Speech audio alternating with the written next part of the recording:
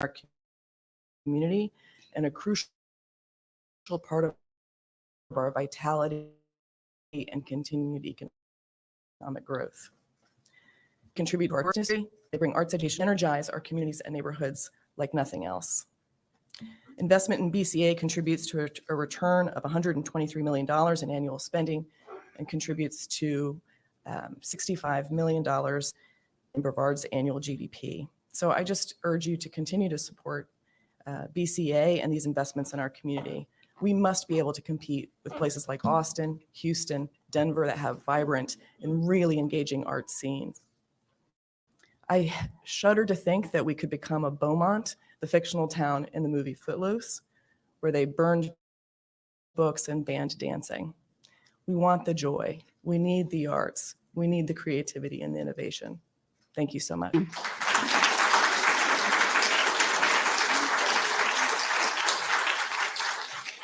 Ms. Heather Gecko, I am going to ask that we don't applaud or boo. The reason why, if somebody has a different opinion and you do that, it really takes their ability away to speak freely. So if you guys wouldn't mind that. I know you're for it, so it's all cool. But if we would not do that, that would be great. Ms. Heather? Good morning, commissioners. Can y'all hear me okay? As one of the 450,000 registered voting heads in beds full-time, I'm here to tell you that I've been losing sleep since I learned of your sudden decision to cut the arts and culture grants. I've lost sleep out of fear because your decision is as brutal and unexpected as a sucker punch. In your consider arts and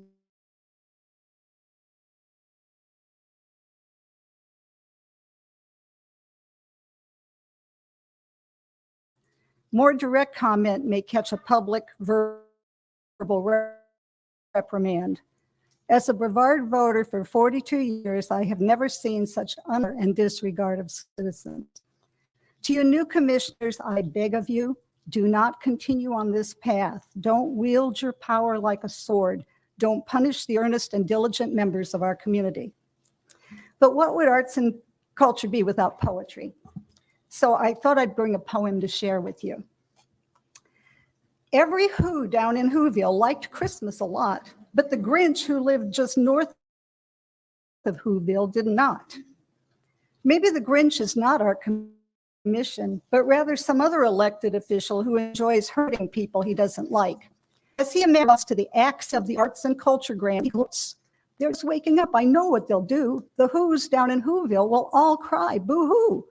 But he can't do this nefarious work by himself, so he straps reindeer antlers on our commission and commands them to carry off the presents of the grants. Will there be a happy ending to this poem? Will the commission realize the terrible harm they have done and turn the sleigh around and bring back the arts and culture grants? This is what I am here for, Thank what you, I'm asking you to do. Thank you, ma'am. Miss Miriam? Marian Alacano, please, I know you're for it. At the end, when everybody's done, you can clap away. Is that all right? Thank you. It has to be, or we're going to take breaks because I really got to keep the meeting moving. Thank you, ma'am. Miss Marian Pelicano? Pelicano Ambrose. That's pretty. Thank you. Go ahead. Thank you. Good morning, commissioners. My name is Marian Pelicano Ambrose, and I am president of Green Gables at Historic Riverview Village in Melbourne, Florida, and an active member of Museums of Brevard, the mob. I'd like to urge you to provide funding for the Brevard Cultural Alliance. Brevard, BCA is an amazing organization and greatly supported and encouraged and well advised by BCA. And we believe that they should receive the recognition and funding they so greatly deserve. Disappointment to learn that funding was cut for other entities such as Green Gables that protect and preserve the culture and heritage of our community, passing along our state's unique character, history, and traditions to our future generations. Cutting our much-needed funding was a heartbreaking blow to all of us who dedicate ourselves to the culture, history, and the arts here in Brevard County.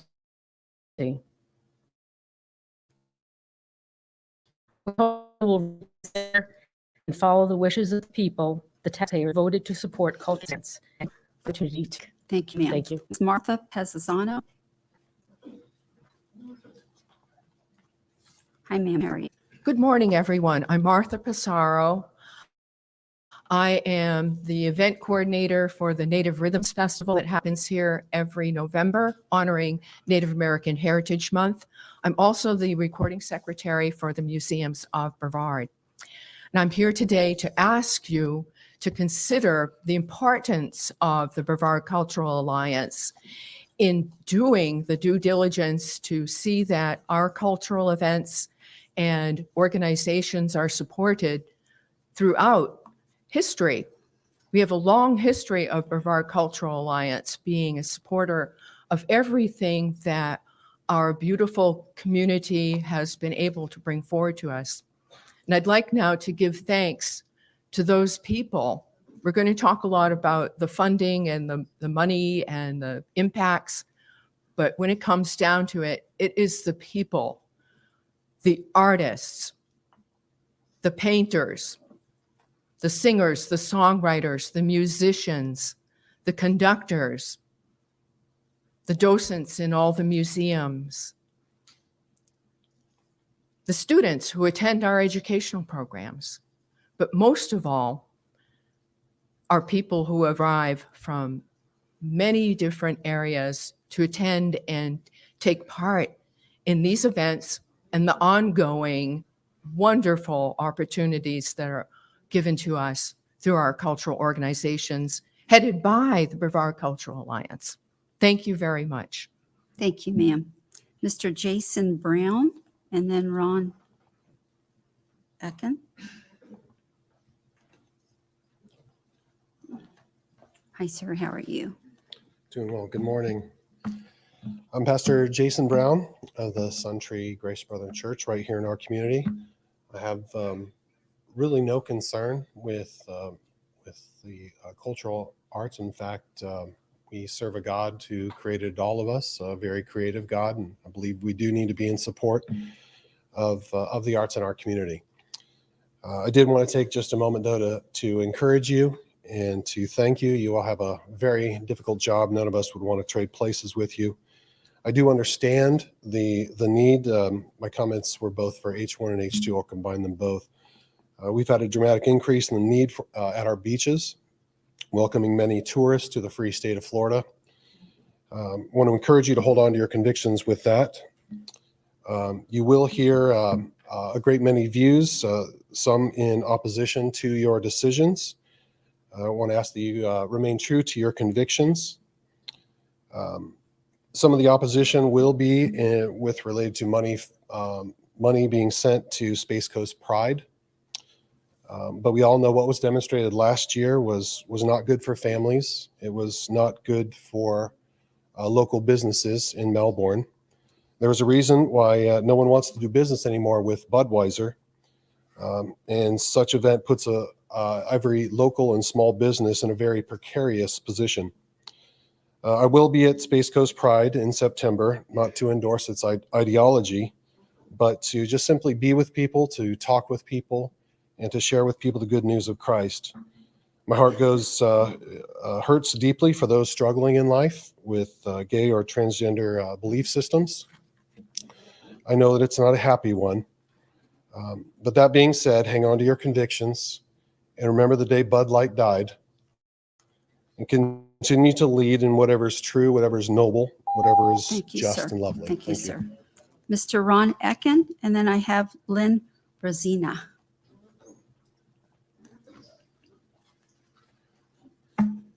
Good morning. My name is Ron Ecker. I'm president of the Cape Canaveral Lighthouse Foundation. Since the lighthouse is on Cape Canaveral Space Force Station, we cannot charge admission. We have to depend on grants and donations to do our job. We had over 6,000 out-of-county visitors last year to the lighthouse. And this allowed us to qualify for a $25,000 grant.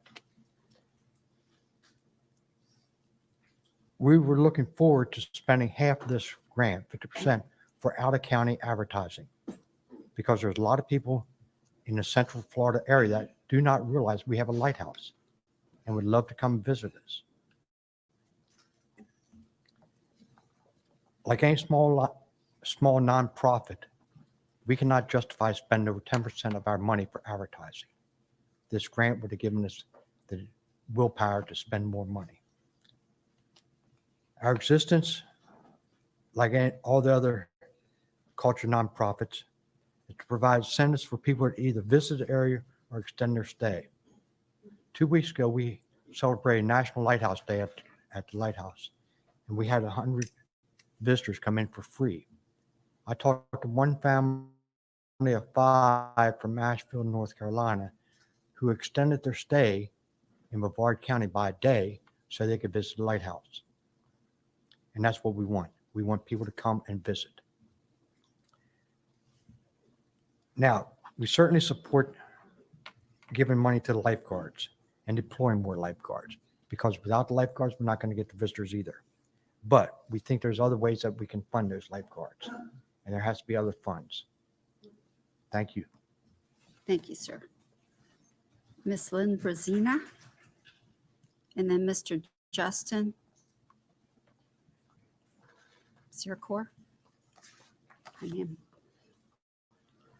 My name is Lynn Brazina. I've been with Brevard Cultural Alliance for 28 years.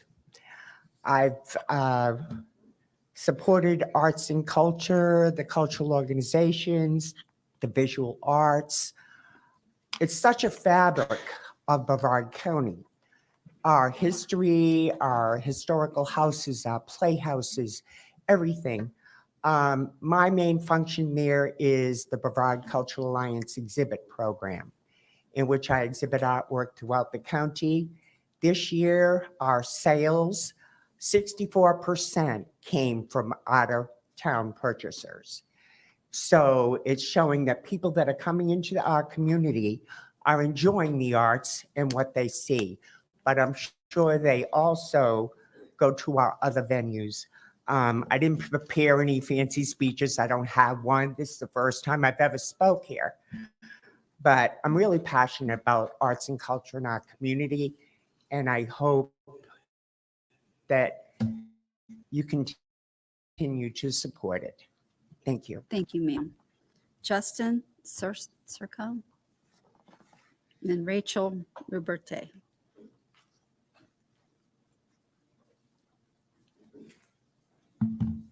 Good morning, Justin Zirconi, President of Space Coast Pride. Speaking as representative of Space Coast Pride, I'd like to extend our appreciation to the Brevard Cultural Alliance and its cultural committee for their support in fostering our region's diverse cultural scene over the years, and unanimously recommending our organization along with 25 others for the Cultural Grant Program. The sudden discontinuation of the Cultural Grants Program reverberates beyond our organization, impacting the very heart of art and culture in Brevard County. The decision resonates with us on a profound level. It's important to note that these grant guidelines were approved by the very Board of County Commissioners, who later revoked them. This raises questions about the reasons behind the abrupt change of course. Furthermore, it's hard to fathom that in a mere minutes, a unanimous vote stripped away funds that were designated by taxpayers for our community's cultural growth. In the same span of time, a long-standing program was dismantled, and the message sent was one that seemed to trivialize the significance of these beloved organizations. We stand united with 25 esteemed organizations and events, including cherished institutions like Cocoa Village Playhouse, Titusville Playhouse, Henniger Performing Arts Center, Maxwell C. King Center of the Performing Arts, Surfside Playhouse, Brevard Symphony Orchestra, and so many more. The absence of these cultural cornerstones from the grants recipients list signifies a loss not just for them, but for our entire community. Amidst this challenge, Space Coast Pride remains resolute in our commitment to celebrate and nurture culture in all its forms. Our Pride Fest stands as a testament to our resilience, uniting individuals from all walks of life. This setback will not discourage us. We are determined to continue contributing to the cultural fabric of our community. Thank you, sir. Thank you. Miss Rachel.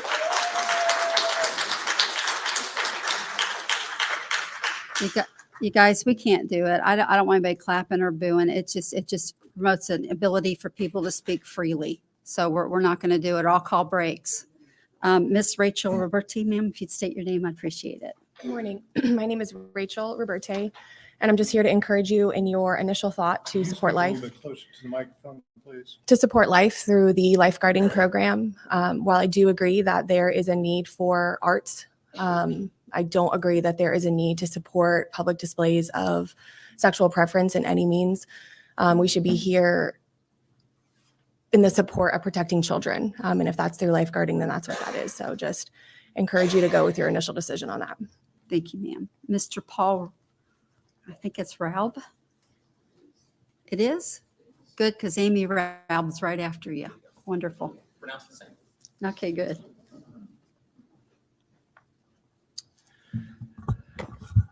So, longtime Brevard resident, parent of 4 kids, all very heavily involved in the arts, both in the schools and in a number of the institutions and programs who are apparently losing grant money.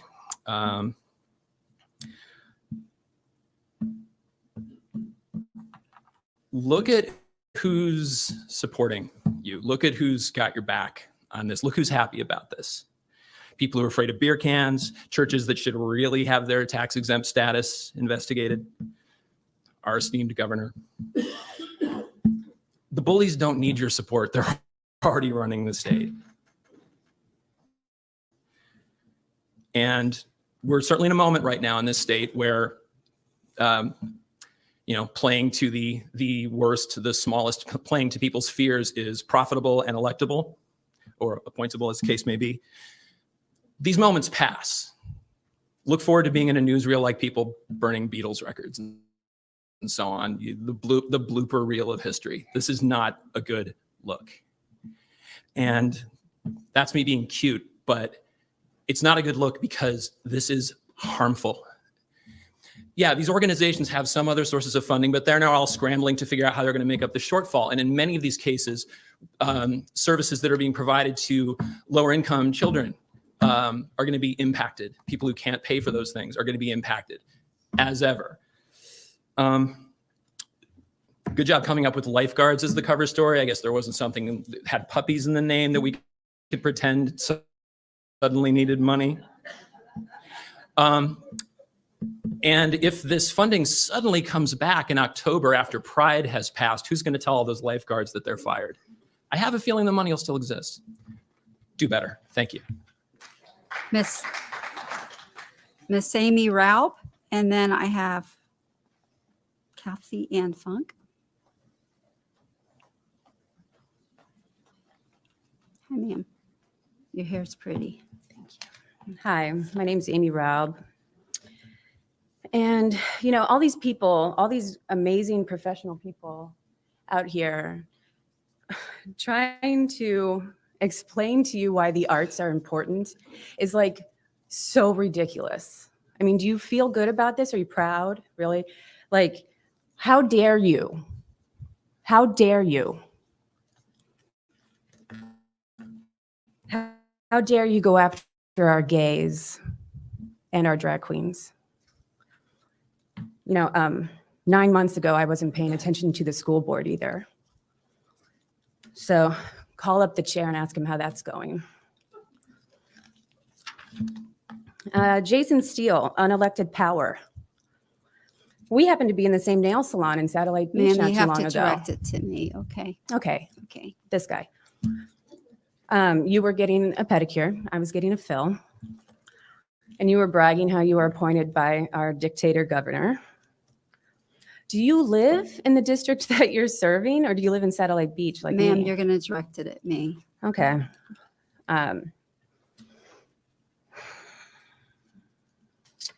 Let's see. You were born, you served in the House the year I was born. I'm 41. Get out of here. Make some room for younger. But like millennials over here, you've got John who not doing a good job representing us, the millennials, at all. Ma'am, you're going to direct it at me. Tax the churches. Miss Kathy Ann Funk, and then I have Mike LaFortune.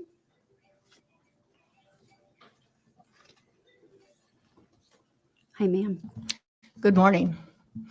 I moved to, my name's Kathy Ann Funk. I moved to Brevard County in 2015. I grew up in an area that had a lot of support of the arts in Spokane, Washington. And I have a background in that. My dad was a music director, and I saw how that affected many, many kids, as music was a way that he reached many, many kids, and they came out as upstanding citizens. I would like to ask you to reconsider your support of the Brevard Cultural Alliance. I've given some thought as to what is the role of government in supporting culture. And I don't have, as a citizen, I don't have access to how many folks are brought in, but I do have a sense that when we have community and we have a lot of free activities for community is helpful. Community events is helpful. Sorry, thank you. Community events are helpful for helping folks to feel to belong. And it has been shown, I believe, that as people have connections, their health goes up, their abilities to go to get economic prosperity, that goes up. And I'm participant in some of that in some new activities that we're trying to do for the city of Cocoa through our church. So I would like to think that there is a role for government to support the cultural arts, and this is a good way. I know that cultural arts has some things that we think are outstanding or odd. They don't go with our views. And I've thought that before, as you have different monuments that are made that you just don't understand what is the art. So there are some things, there's a breadth of things, but to me, that's part of what we are as a country. We're free. We're free to express ourselves and to have those conversations. So yet we have to think about what do we fund and what do we not fund. And perhaps some rules would be helpful as to what we want to do or not, but to simply take all of the arts and say we're not going to have a role in funding those, to me is sad. So that's my first point. My second point is that the abruptness of it makes it very difficult for organizations to continue.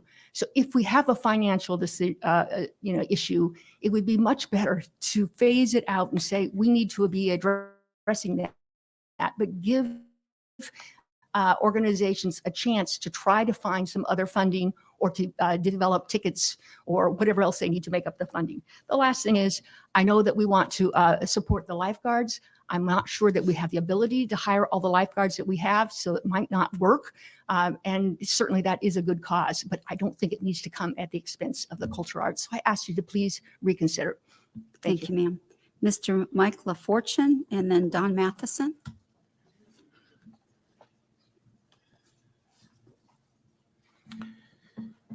Good morning, Mike LaFortune. Good to see you all. Look, first of all, I'll start as a business person who appreciates living in a county with a low tax and limited government. Very pro-private sector. So that's the ground rules for what I'm going to do the next 2 minutes here. Having said that, last time I was before you talked about how art's changed lives, how it's changed the arc of my family's lives, how organizations in this room have made myself and my son the people that we are today. My son today serving up in Leon County, volunteering with the food bank. And thinks back to that that hunger month comment earlier. Arts drives tourism and outside investment. I traveled in the county last week to go see a show up at Titusville Playhouse. I spent money in the local restaurants. I bought gas. Appreciate what the arts organizations do for vibrancy there. But the arts is the private sector. And this BCA contract is an example of public-private partnership. There's a saying that I learned from a colleague and friend of mine who's down in Palm Bay, an investment advisor, where capital flows where it's treated well. And if you look around the room in the arts organizations who are represented here, they know the value of a dollar. They know how to spend that dollar wisely and in service of their mission. BCA's mission is to take those activities and compound them for the county so that Space Coast is a destination, not just Satellite Beach where I live, or Palm Bay or Titusville where some of you live, but the entire county has the ability to achieve our strategic objectives including driving tourism, getting the folks who are there. Now, some of you served in state government. I've met with some of you at the Capitol. There are programs at the state level that are very efficient in utilizing small amounts of government revenue to apply for a larger objective in service of the state and here the county. BCA's contract is transparent, it's accountable, and it services the entire county in support of these arts organizations and using limited tax revenues to achieve our strategic objectives in tourism, as well as vibrancy for the people who live here, for the businesses who are considering moving here, and the families as well. Thank you. Thank you, sir. Don Matheson. And then Miss Martha Matheson, you'll be next.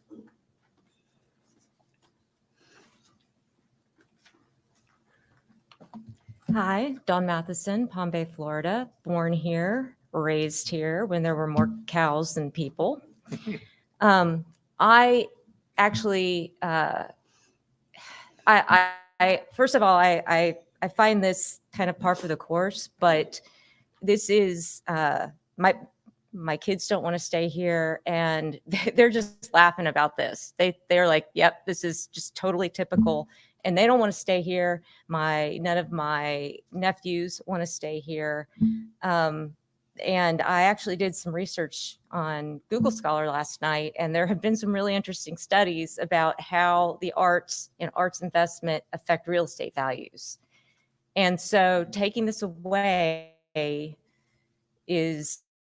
it's like, I don't want to pay for schools, but I don't want to be around dumb people either. You know, I don't want to go down to a place where everybody is ignorant. I want to live in a society where there's some public art and, you know, there's a nice museum, because Vieira's out in the middle of a swamp. I mean, that was swamp when I grew up.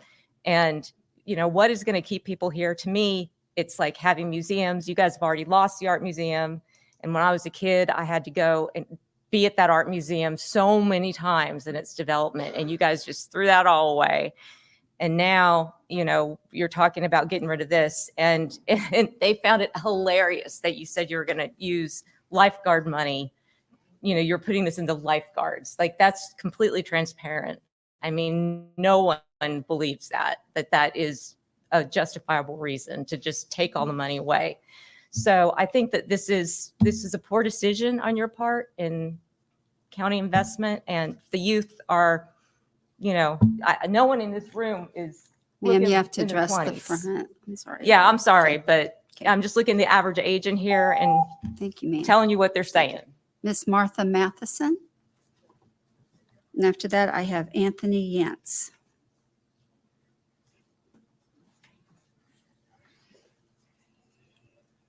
Hi, I'm Martha Matheson from Palm Bay, Florida. That's my daughter. And I did drag her to the art museum over and over and over. I was one of the founding members, and I have been in mourning ever since y'all did not support the art museum. 40 years ago, we could support the art museum when half the people were here. Half the people, and we could afford an art museum. And that museum wasn't costing any more than it did 40 years ago, but y'all would not support it. And I'm just crushed about that. I've been an art teacher for years and years and years, and I've taught in elementary school, and I taught art, and that was not hard. I had to work to get art added to the elementary school. But I was already teaching because my principal recognized the importance of art. And I know how many children love art, and that's the only thing they look forward to when they come to school. I just feel, and I know parents, and they were looking for their children to have joy in their life. The arts add joy to our life and make our life worth living. So please provide money for the joy in our community, because I think you're not going to get a lot of people to move here if you keep moving in this direction. And please support the Brevard Cultural Alliance. Thank you. Thank you, ma'am. Mr. Anthony Yance, and then Miss Sandra Sullivan.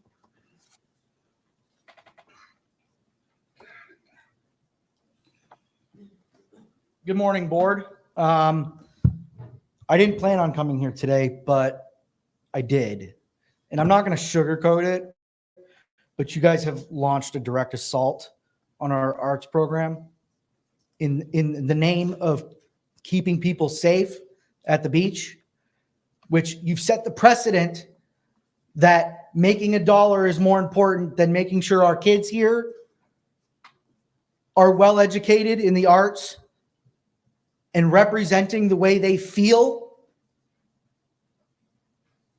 this is asinine.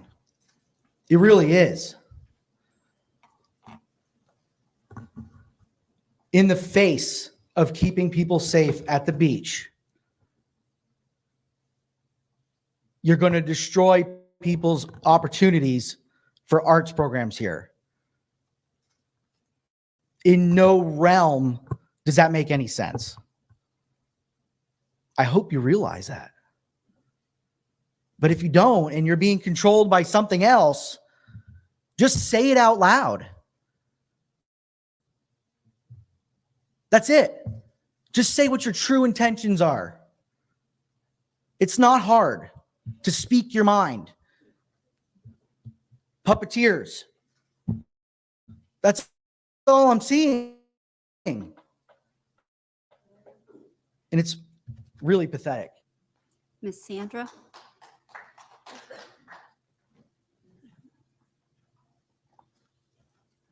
Good morning, Sandra Sullivan. So I would like to respectfully request the funding of Brevard Cultural Alliance.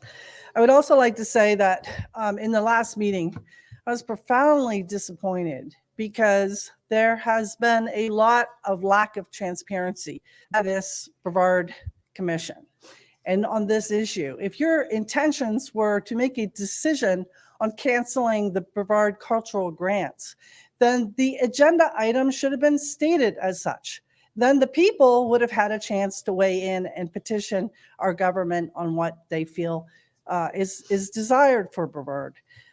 I'd also like to say that given the politics in Brevard, you can look at your TDC and you can see, even though we are the very second fastest growing county, I think, in the nation, our TDC numbers were down in the last quarter.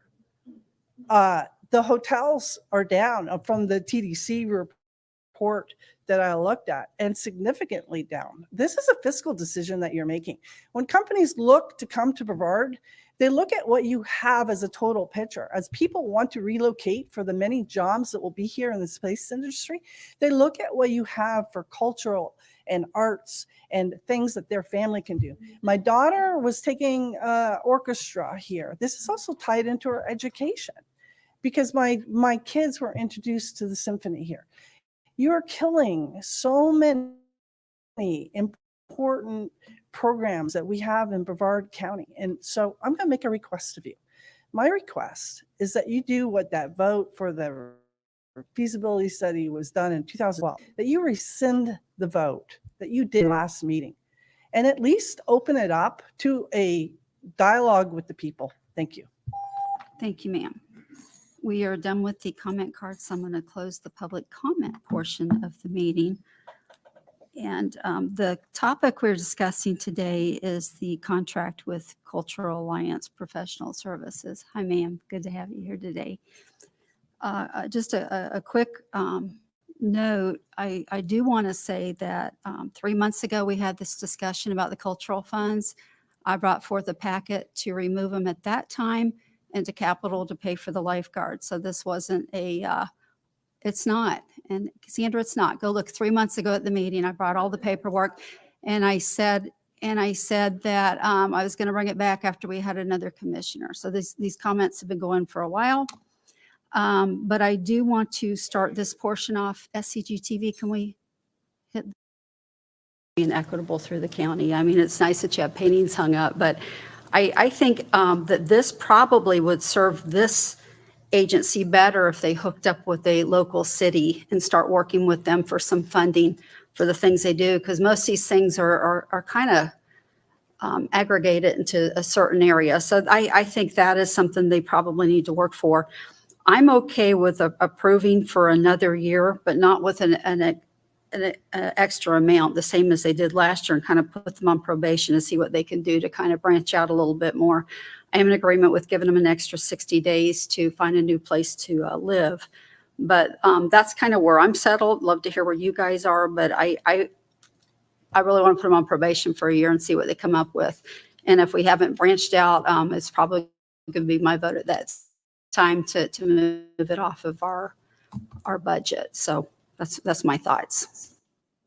So I'm going to leave that there and let the commissioners speak, but I think I had brought fair warning last year about getting other types of funding moving out to the cities. I think even when I met with you, I said that was important to do.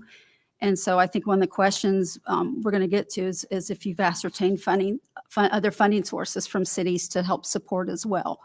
Because at that time, last year, I even gave warning that this is probably something that was going to get moved. So Commissioner Steele, your light's on, sir. Thank you very much. Wow. I think there's been a lot of misconception here today on what happened at the last meeting. And you in the back, if you're going to act up, I'm going to ask the sheriff to remove you.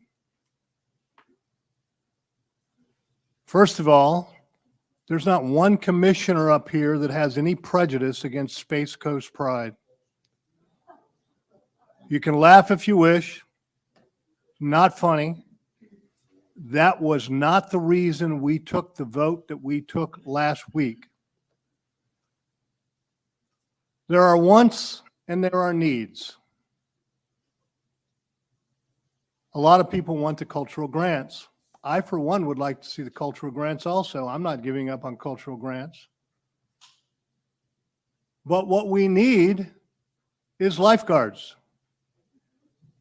There were 400 people having to be pulled out of the ocean in the last 7 months and 14 deaths that completely were broadcast all over the United States. And when we had an opportunity to be able to vote on this issue, for the first time we were told that TDC monies could possibly be used for lifeguards, and we took that opportunity, and I do not regret that.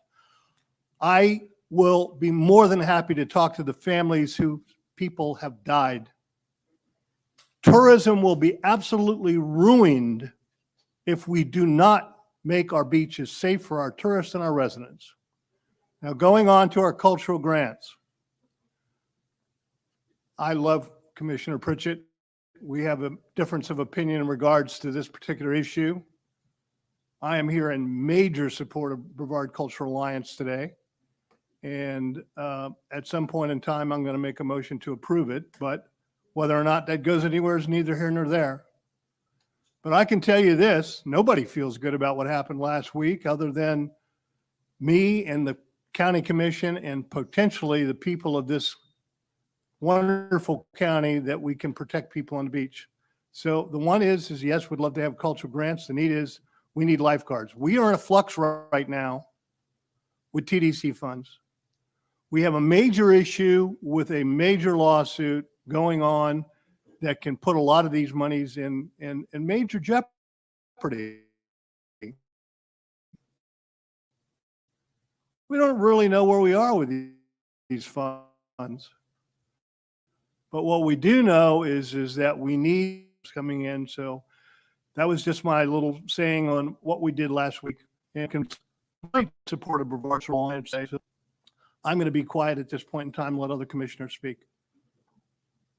Thank you, sir. Commissioners, I don't have any other lights. Commissioner Tobias and Commissioner Goodson, you got it. Commissioner Tobias. Do you want Commissioner Goodson? Okay, Commissioner Goodson. Sure. All right. Thank you, Madam Chair. I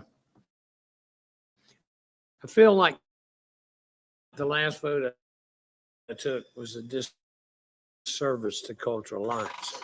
What interests me the most is in not being upset to the cities, but yet the cities are constantly asking us for money. We're going to do lifeguards and pay for them for the city when we should do lifeguards for unincorporated areas. How much money would that save? You know, I don't know if you pay taxes. I don't like the idea of supporting lifeguards in cities. Okay? So all that being said, whether you like one venue or another venue in this county, I regret my vote, but I will say this too. You know, there's never going to be a time we're all alike. There's never going to be a time that we go to Baptist churches together and we get rid of Catholic churches. So all that being said is I get confused sometimes on what you expect us to do up here. And I'm sorry for that because I'm not the smartest pumpkin on the boat. And I don't think anybody else is either here. So I will not agree to fund lifeguards. I would like to see the vote rescinded and let's go back to the Cultural Alliance and talk about it furthermore or get better understanding, you know. And you don't have to clap for me because my wife doesn't do it at home and I don't expect you to do it here, okay? So that being said, I'm not in agreement with using the tourist development money to fund lifeguards. Thank you, Madam Chair.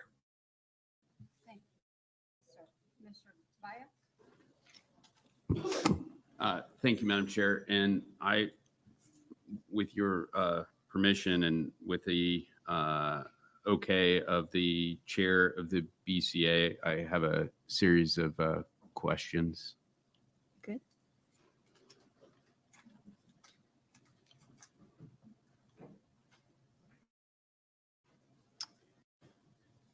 Thank you, Ms. Kathy. And I want to Good begin. morning. Good morning. I want to begin by thanking you for so quickly getting on board and coming to my office and taking the time to meet with me.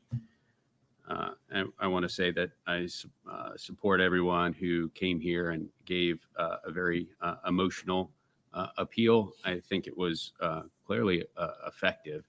But what we are tasked with today is a contract for service that the BCA will be providing Brevard County. And the numbers down there, $212,160. So I'd like to go over the contract, not a motion, just simply the contract that we have before us. It's some of the stuff that we discussed, even though you sent an update, I believe, to all our offices I did. yesterday. So there has been some change.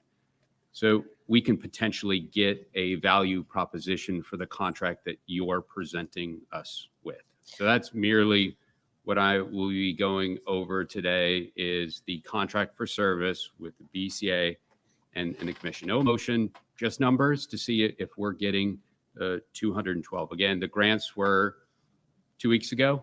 And if Commissioner Goodson decides to bring that back, by all means, he's more than welcome. But today, I just want to focus in on the contract to be very clear. Could I provide one brief note in regard to the contract? I have a contract in front of me.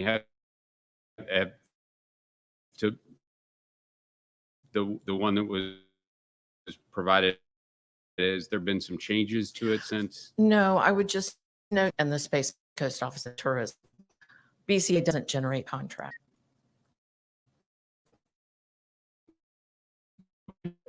But is in the contract that you are Yes, sir. providing? Yes, sir, absolutely. Okay, so I've got to go over that, whether we drew it up or whether you Okay. drew it up. We're providing funds, we're getting services in. I want to discuss those services because those services weren't discussed today. So I think it's very important that we actually discuss the topic. And again, you were well prepared for this at our meeting. I think just the benefit of the people in the audience as well as the rest of the commission. So again, to be clear, you're requesting $212,160. That is a 4% increase from last year. Is that correct? Yes. And according to what we discussed, you're proposing to do somewhere in the neighborhood of 10% less work. That 10% was what you described of your time for the cultural grants. Is that correct? Yes. Okay. So that's I'd like to go over the contract tables, things to touch and measure and see how they relate to tourism, because this comes from tourism dollars. Feel free to answer any way you feel appropriate. We get 2 cultural summits in there. That's on page 3. Last year's summit was on October 6, 2022. And according to the documents that you provided us, it had, quote, 160 attendees from throughout the county. So my question is, how does that promote tourism? Well, within the contract, it's specified that we provide a minimum of 2 workshop or skill building opportunities for the cultural community, for the cultural. And you met him. I looked. Okay. Some were Zoom. I just chose the last one. And on page 2, scope of service, you said you will grow and promote tourism. That is under the scope of service. So my question is for the 2 cultural summits, you had 160 attendees who were from Brevard County. How does that, I don't know, how does that promote tourism? In a specific way, the impacts of those workshops or the cultural summit toward promotion of tourism is minimal. Okay, that's fine. Thank you. Okay. You also provide us a mid and end year report. My question is, what benefit does the Brevard County Board of County Commissioners get as far as tourism from the mid-year and end-year report? Well, we do. I got them. You met it. I'm just trying to find out, because this comes from tourism under the scope, growth and promotion of tourism. How does that report grow and promote tourism? Well, the report itself doesn't. That's perfect. Great. And then then I want to get to the intangibles. And we discussed the intangibles here, but they've been updated. I think it's very important we go over there. The first one was the website. And you said, based on the information submitted to us yesterday, the BCA website was visited 31,000 times since last October. Does that sound about correct? October 1, yeah, about Perfect. 31,500. Okay. And thankfully, you also traced where those visits came from. Do you recall how many of the 10 top cities, because you listed it out, how many of the 10 top cities, the people that visited your website, were from Brevard County? The 10. Okay. So I did expand the numbers with some of the data provided yesterday. Yep. How many, do you remember how many there were?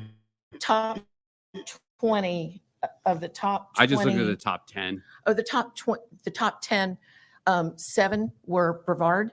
And Okay, so the top 10, 70% of the top 10 were from Brevard County. the percentages and the number of cities aren't necessarily the same. Within the analytics, the percentage of visitation. The top cities were overwhelmingly Brevard. Is that a fair assessment? 7 of 10? Yeah, Yes. these were the numbers that you provided us, just to be very clear. Okay. Second of all, and I didn't catch this. Someone in my office caught this. I don't know if you've had it fixed. There are a couple links on your website to Brevard County websites. Are you aware that 2 of the 3 links just don't even work to Tourist Development Office and as well as Parks and Recreation? My apologies. I apologize. We'll immediately address that. Okay, thank you. I want to talk about Facebook, because you said Facebook was something that helps promote tourism. And though it's not tangible, it's a service that you said you provide us with nonetheless. You said you have somewhere in the neighborhood of 8,200 followers on Facebook. I don't know if that's a big number or a large number. But after that, your report says, quote, predominantly based in Brevard County. Can you help explain to me how having followers based predominantly in Brevard County helps tourism? Well, I would note that as far as our reach on Facebook, since October 1, that reach was 117,000. Within Facebook analytics, Facebook only, you can only access your top 10 cities in your analytics for Facebook. And so anything beyond that would obviously be quantifiable. Understand, but according to your own stuff, it was predominantly Brevard County. Is that correct? Yes. Okay. Okay. And I go further down there. You said you changed the way that you were doing advertising. And I think you had down there since the first half of this year, your reach, and you mentioned reach, your reach in Facebook was down, your numbers, not mine, 75.1%. Does that sound accurate? It does fluctuate from month to month. And actually the numbers that you may be accessing, we had a pretty large event at the zoo in May. So from May, where there was a high level of activity and engagement, reach, et cetera, to June, there was a dip, but that evens out over time. Okay, so you expect it to increase more than 75% again when the zoo has another event? I don't know. I'm just going off what you presented us with, the 75. It's hard to predict numbers into the future. Okay, and I have down that your Instagram reach was down somewhere in the magnitude of 17% as well. Is that correct?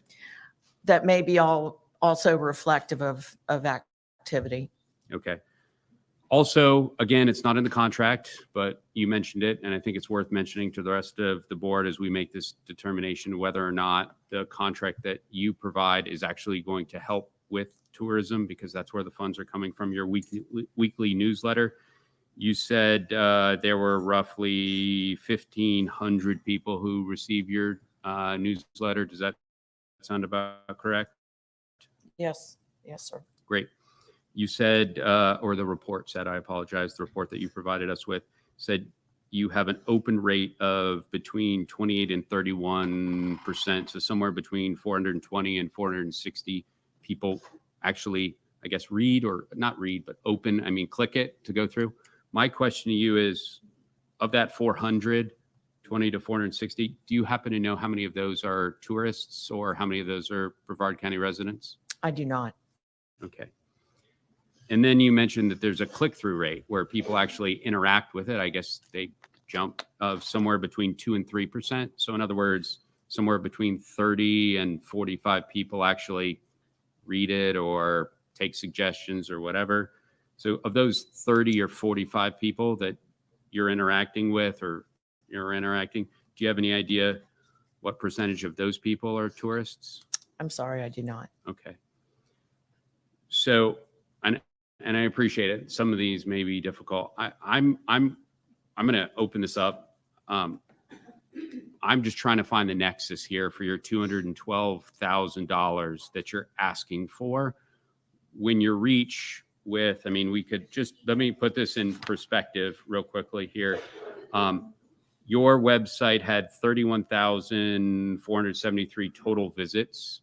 So I just asked the tourist TDO office how many, what they're looking at, and they had, I'm sorry, that was, yes, they had 4.3 million.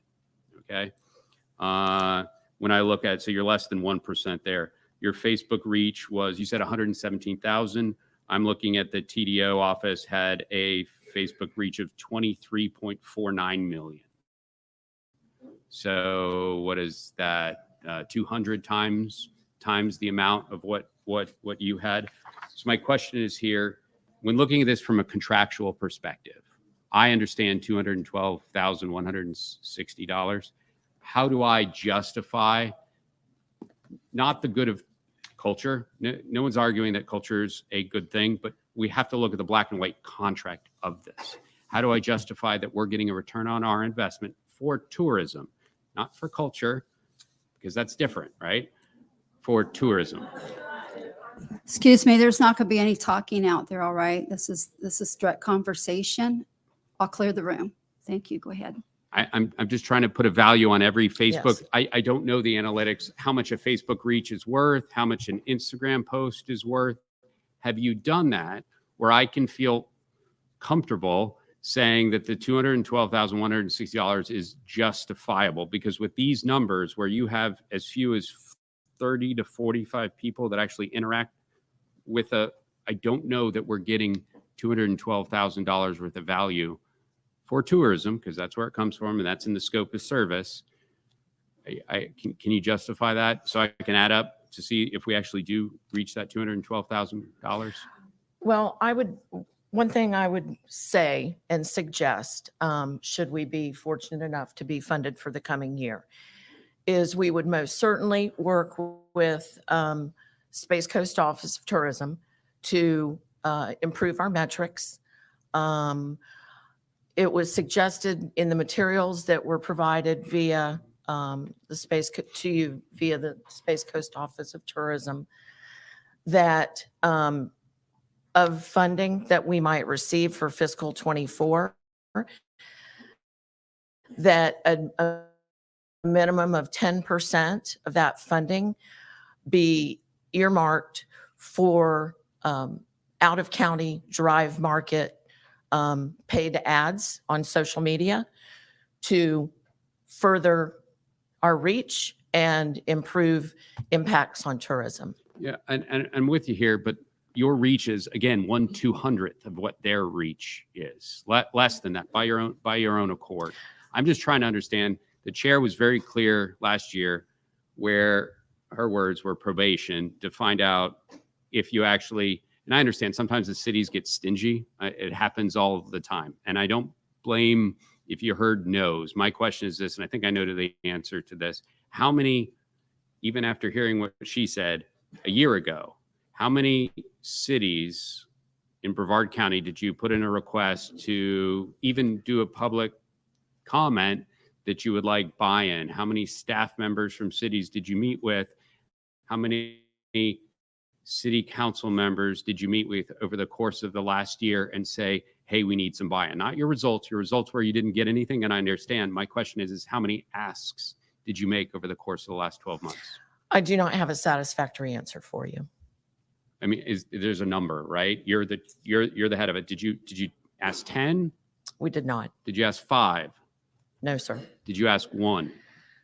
No, Okay. but we do have some existing relationships with cities, but not in the capacity. I'm not asking for, if they told you no, I get it. They tell me no all the time, but you got to put forth. Okay. Thank you very much for your candid. Again, thank you for showing up to my office. I greatly appreciate it. Okay. Hi, ma'am. I really like you. And I like all the stuff that you do and all the things that you've done through the time period. I do want to make a statement with what Commissioner Tobias said a little while ago. This is an emotional decision. I know it has a lot of emotional impacts, but our number one job up here is to kind of have the overview of the finances. That's what we're elected to do, is to watch over the dollars. And there's always someone that's not going to like what we do, and then other people are going to love what we do. But it's mainly what we're supposed to be doing is watching over everybody's taxpayer dollars, making sure they're spent the best that they can be spent. Are we perfect at it? No, but from serving with, these new guys are getting to know them, but they seem pretty honest. And Commissioner Tobias has always been very strong on that in the past commission. So picking from a term that they used a long time ago about picking winners and losers. And, if you do clawbacks or claw forwards, you kind of, pan that out a little bit, or if it's creating job creations. I don't know. It's a whole different subject. Yours is a whole nother thing. It's subjective a little bit more. I do want to make a statement as far as the funding. You are mostly local, and it's okay. What you do, it's your job. It's what you do. But the county doesn't have unlimited sources of funds. If we did, we'd have everybody mad at us because we'd be raising your taxes so that everybody could have everything that they needed and wanted. And trying to even compare this with people dying on the beach, it's a no-go with me. People's lives will always trump over everything else we do. But that doesn't say what you're doing is not of value. It does have value. I have kids who play in the symphony. We're all into the arts and everything, and we all support it. We go to these things, and they're wonderful things in our community. I do like you and your group, but again, I think that you really need to get other types of sources of income. I think the county's probably half of your income right now with this. It's right about 40%. 40%. So I don't know where the other commissioners are, but in just fairness, because this is new, I did throw that out 3 months ago that I was getting ready to move those cultural funds. I've been on the TDC board for a while. I don't like the way we do them. I'm not comfortable with how we're trying to do those things. And I haven't been comfortable with them in a long time. And I've been working very hard to moving those funds off into something else. Not that I don't support the arts. I do. We spend a lot of money on it.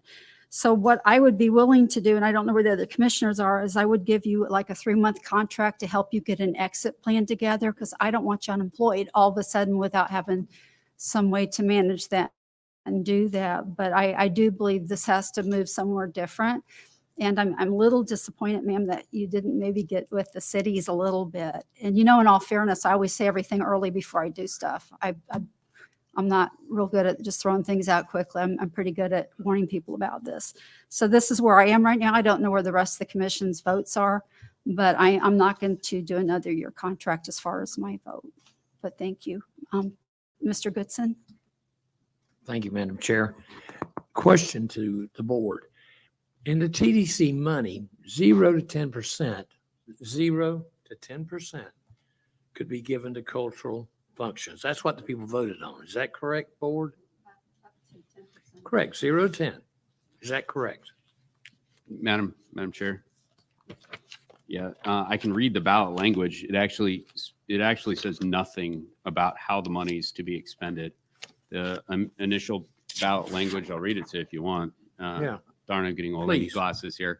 Referendum to approve county ordinance number 8625, levying and imposing county-wide tourist development tax, 2% for each dollar, major fraction of each dollar of the total consideration, charged every person who rents, leases, or lets any living quarters or accommodation in any hotel, apartment, hotel, motel, resort, motel, apartment, motel, rooming house, mobile home park, recreational vehicle park, or condominium for a rental term of 6 months or less.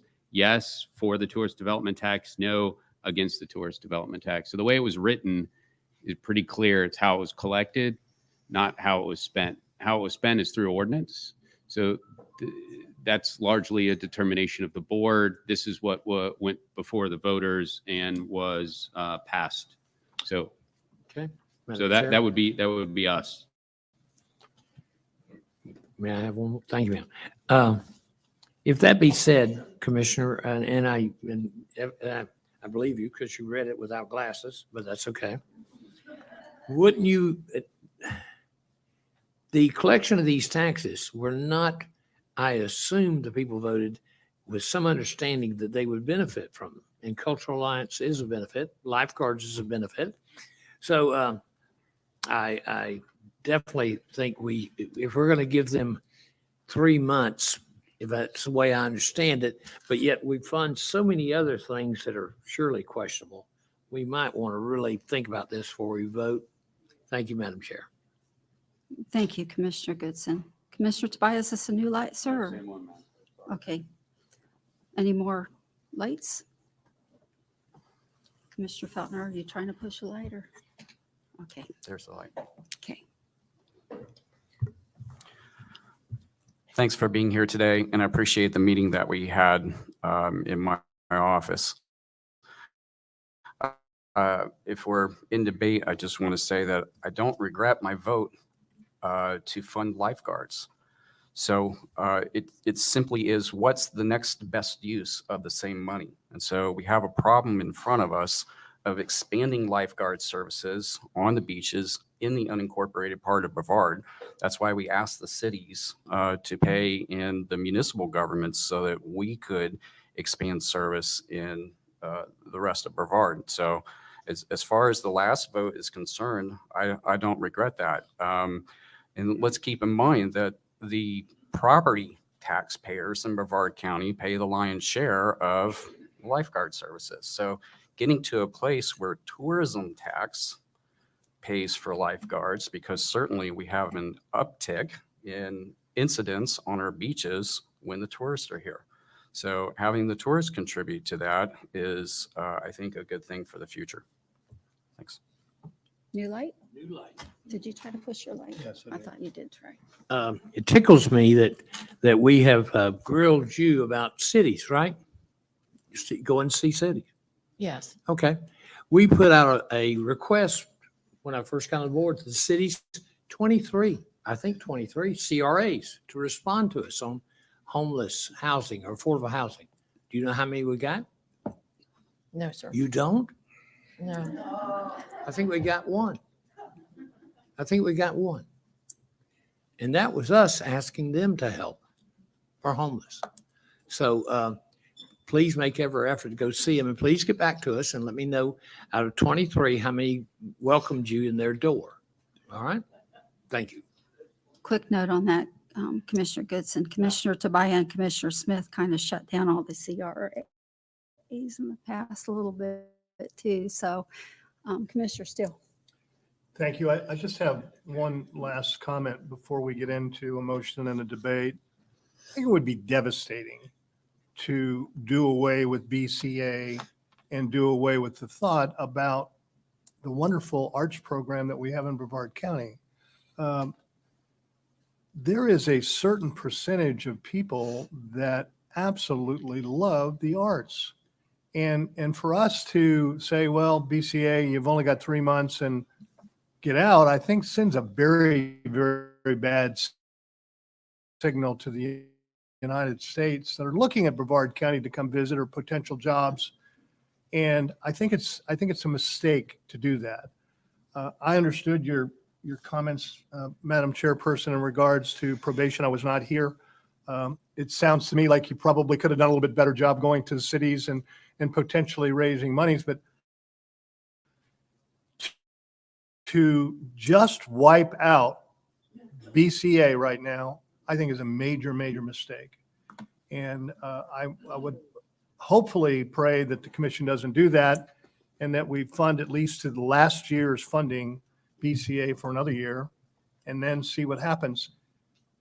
The Tourist Development Association is the one that gets the numbers in here. So the statistics in regards to Facebook and all those other things, that only matters if once they get here, then the BCA will be able to supplement what the people can do. I think there's some very valuable messages here. And I just don't want to see this happen today where we give them 3 months or do away with them, period. So you know where my vote is on this.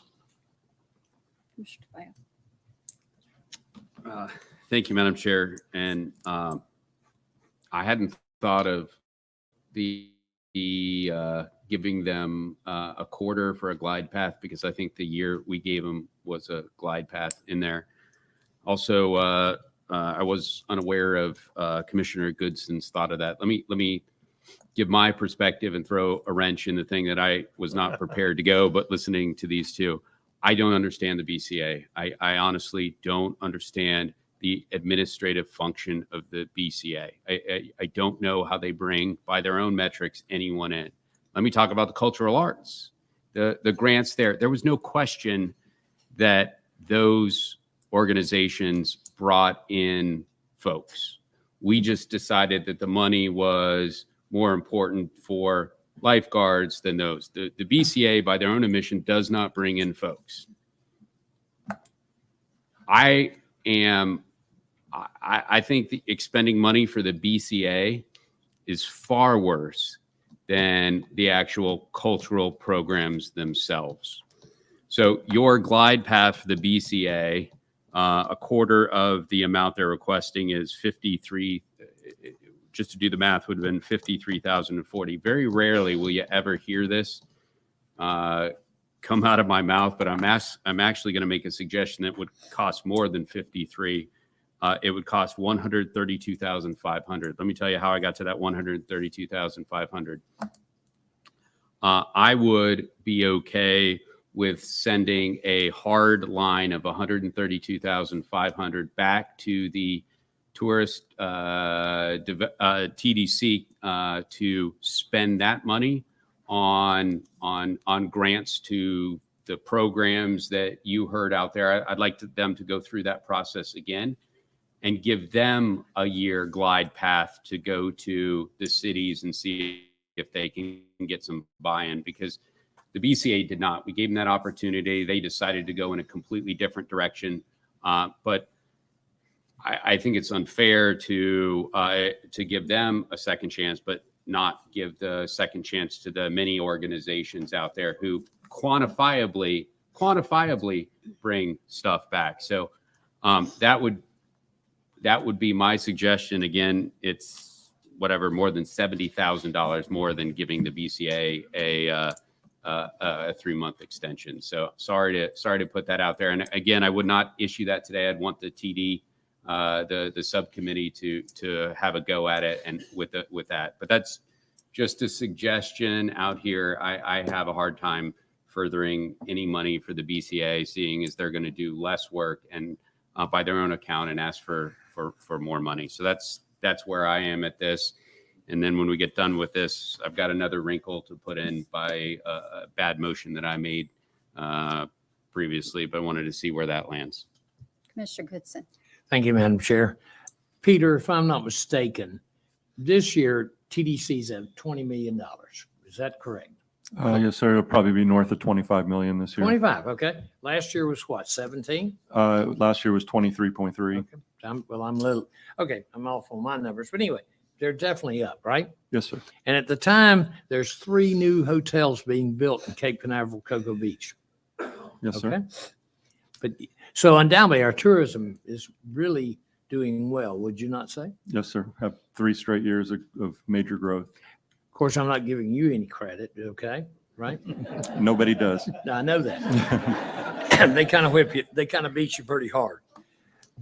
Whew. If we're having these prominent times and we're we're doing so well, why are we sitting here wasting my time on $212,000 for the Cultural Alliance? Please, I've told you, Evelyn doesn't clap, do not clap.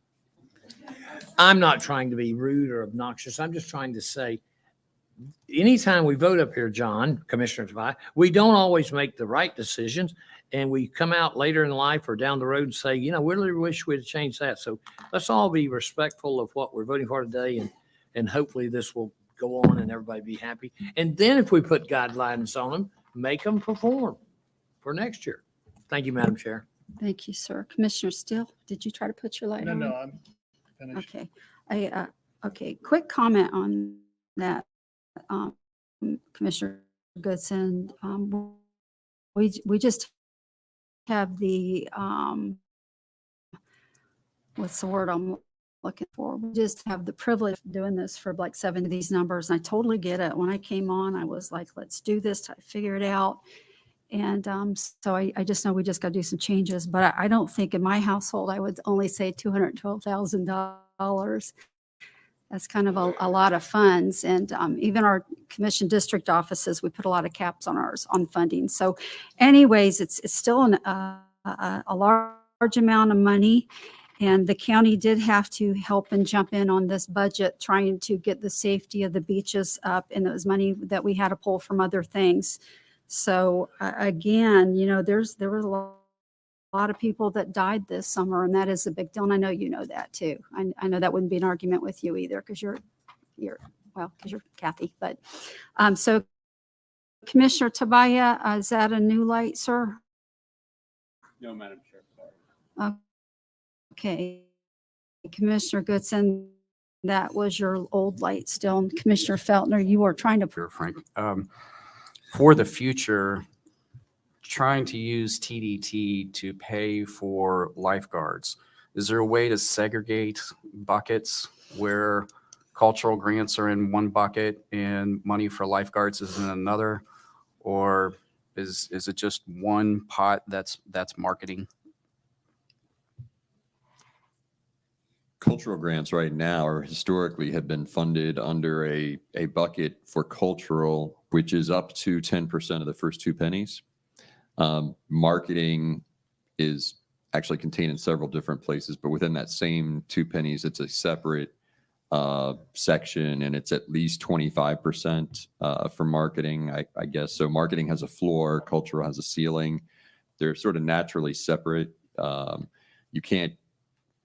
You can't fund lifeguard services by relying on the cultural provision, but if those are moved into marketing, which can happen, as discussed in the next item on the agenda, you can use that marketing funding, I believe, to fund lifeguards. So maybe I'm not exactly understanding the question, but I think the way the marketing plan or the budget plan ordinance is set up, it already sort of naturally divides those. But there's a calculus where the board can move or adjust how much funding goes into each of those things. I'm clearly missing the question. I'm sorry. No, I just for the future going forward, is there a way that that we can identify TD the tourism tax dollars just for lifeguards, and then that doesn't affect other programs that are paid for from the tourism tax.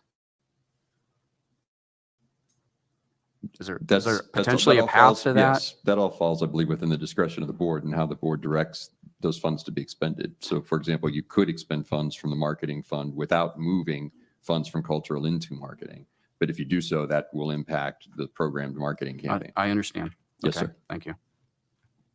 Commissioner Tobias, I want to throw this out on your proposal that you threw out there. I would be apt to do that, sir, if we moved it into the marketing, and the marketing aspect of that would be used for cultural projects to do marketing outside the county as we figured out other parameters. But I really don't think it's good to probably put it in the same pot again, because we're doing winners and losers, and we end up in this situation. Madam Chair, Mhm. would that be through reimbursement? Yeah, we would do marketing, do the reimbursement that way. It'd be another way to utilize those funds that way, because everybody's saying they need so much more marketing. If you do the marketing right, more people come in, there's more money in the community, therefore all these organizations end up with more funds. And I'd be amenable to that, of course, as long as though it went through the proper process again, Right. through the TDC, that we gave them a hard cap. I mean, your suggestion was We could whatever, discuss 25. that next agenda item too. Sure, but then it would be directly spent instead of going through an administrative organization Okay. right here. The only thing I'm struggling with you right now is that we just brought this up a couple of weeks ago. How long is our contract good for still with Brevard Cultural Alliance? With BCA currently, let's see. I believe it would be October 1. October 1? So that's still a little bit of time. But Yes. but I really do love all that you do. But again, a year ago, I had mentioned this. And so in all fairness, there's been a long time coming. So I'm probably not going to support it. If somebody wanted to support a initial amount of money, but if it's all the way to October 1, that gives you a little bit of time to prepare too. So that's where I am right now. I'm going to move that we approve the BCA budget for the amount that they've requested, $212,000.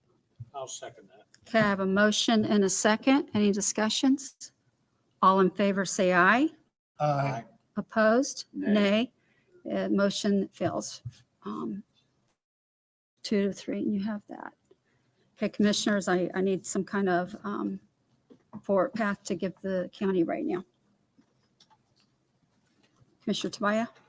Madam Chair, I move to deny the approval of the BCA 2023-2024 contract, direct staff to allocate the requested $212,160 into the tourist development tax marketing fund. That's the motion, Madam Chair.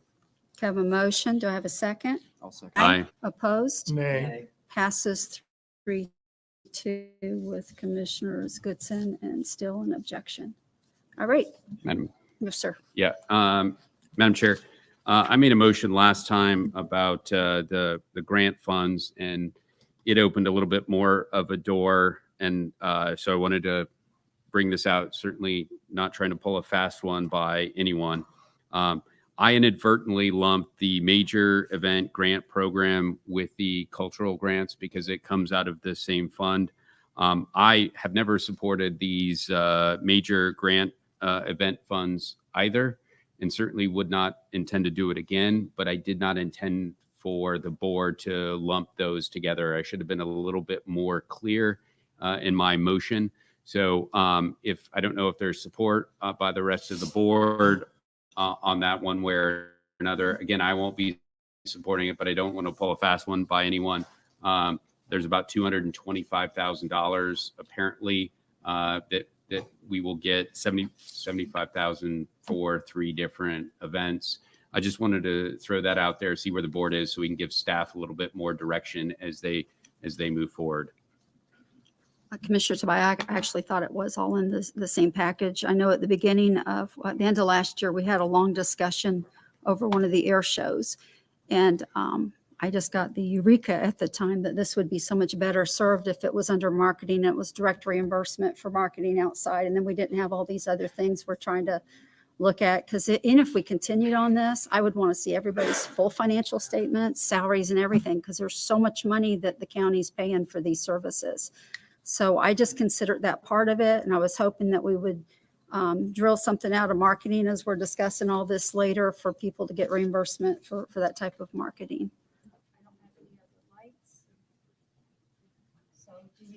No, Madam Chair, I just wanted to be transparent on that. I support that idea, but again, I wanted to be as transparent as possible when it came to that additional 225. That will impact the motion I'll make on the lifeguard one coming up, because that will change that dollar figure by $225,000. Thank you, sir. Thanks, Madam Chair. All right, we're ready to move to item H2.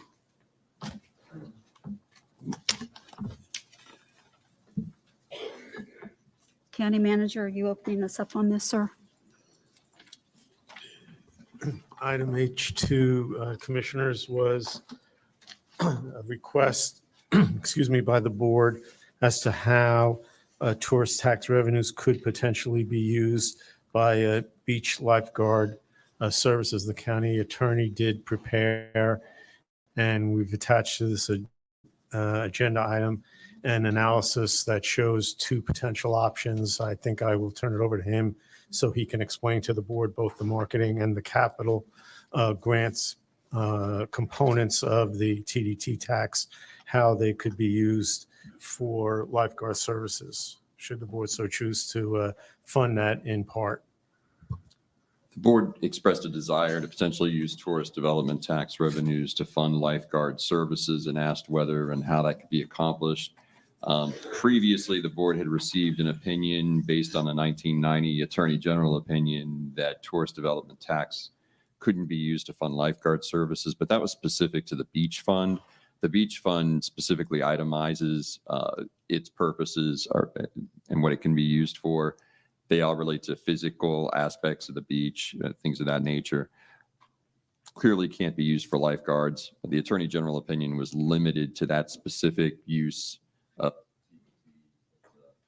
provision within the statute. Attorney General opinion didn't address the use of marketing TDT dollars for lifeguards. And in fact, subsequent to the Attorney General opinion, that statute was amended to make clear that those dollars can be used to fund services, not just marketing, but also services, as long as those services have as one of the primary uses the attraction of tourists or promotion of tourism, and as long as there's some direct connection to tourism. So certainly the board could make findings that lifeguard services have as one of the purposes, the attraction or promotion of tourism. There's been a lot of discussion about the negative effects on tourism of drownings and the perception that we have an unsafe beach. But if the board made the proper findings, in my opinion, there's the opportunity to use funds from the marketing fund of the first two pennies for the provision of lifeguard services. That would have to be done in conjunction with the Tourism Development Office actually promoting those lifeguard services as part of the marketing. And Peter has discussed ways to, emphasize beaches and safe beaches and lifeguards in some of the marketing and the creative campaign. So the board could certainly get there under the marketing provision for tourism development tax dollars.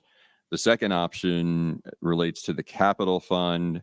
That would unlock the potential to use some TDT that are currently in capital for things like new lifeguard towers and associated equipment to start a new tower. The board recently placed 2 new towers out there. I don't know that the board has direction to place any more new towers. As you know, you replaced 2 seasonal towers with full-time towers and relocated those seasonals. So those options are all outlined in the opinion there. And I think staff is just looking for direction as to how much, if any, revenues from TDT you would like to see put to use for lifeguards.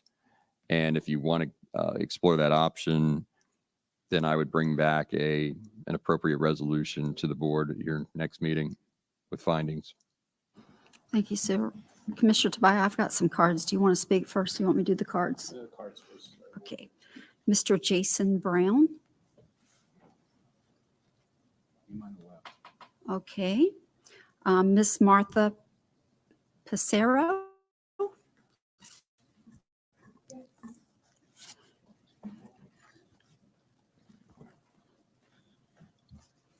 Hello, and again, I'm here now to talk as a citizen of Brevard County to ask in our ordinances how we are making these changes.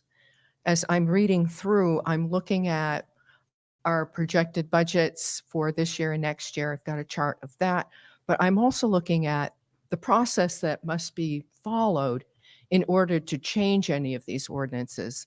And I must ask if we have duly followed those. And I'm looking at item G, the above stated plan, which delineates the uses of the tax collection. Item G is saying the above stated plan may not be substantially amended except by ordinance enacted by an affirmative vote of a majority plus one additional member of the board. The council shall, from time to time, make recommendations to the board for the effective operation and all the other special projects that are aligned therein. I don't believe that we followed the correct procedure for making these changes of the reallocation of the funds, and I would question how that was done and would like to see the proper methods followed. Thank you. Mr. Aaron Collins. And Derek Gores.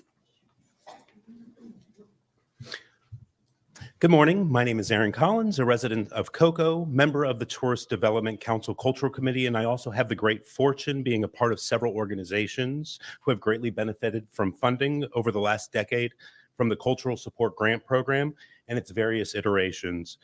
But one of the most purposeful things in my life is standing here today speaking on behalf of the incredible arts organizations here in our community.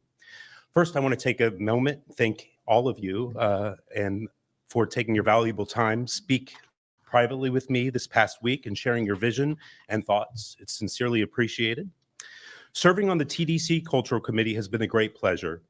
Our hardworking and dedicated committee spent many meetings and hours crafting a grant application, focusing solely on heads and beds in ROI to satisfy the directives set forth by you and the TDC. We did this knowing that many of the smaller arts organizations who would make our community better and enhance the quality of life would unfortunately be left by the wayside. The grant application went through many meticulous revisions over many months. In a few short minutes, you voted unanimously to take away all of the money that Brevard taxpayers voted on to promote our cultural activities.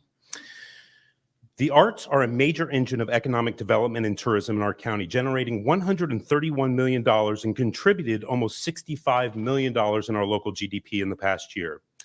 Business leaders, developers, tourism officials, and community planners have joined with parents, educators, and civic leaders to promote public policies that strengthen the arts. They do so because they recognize the benefits that accrue to communities when the local government helps foster a robust arts sector.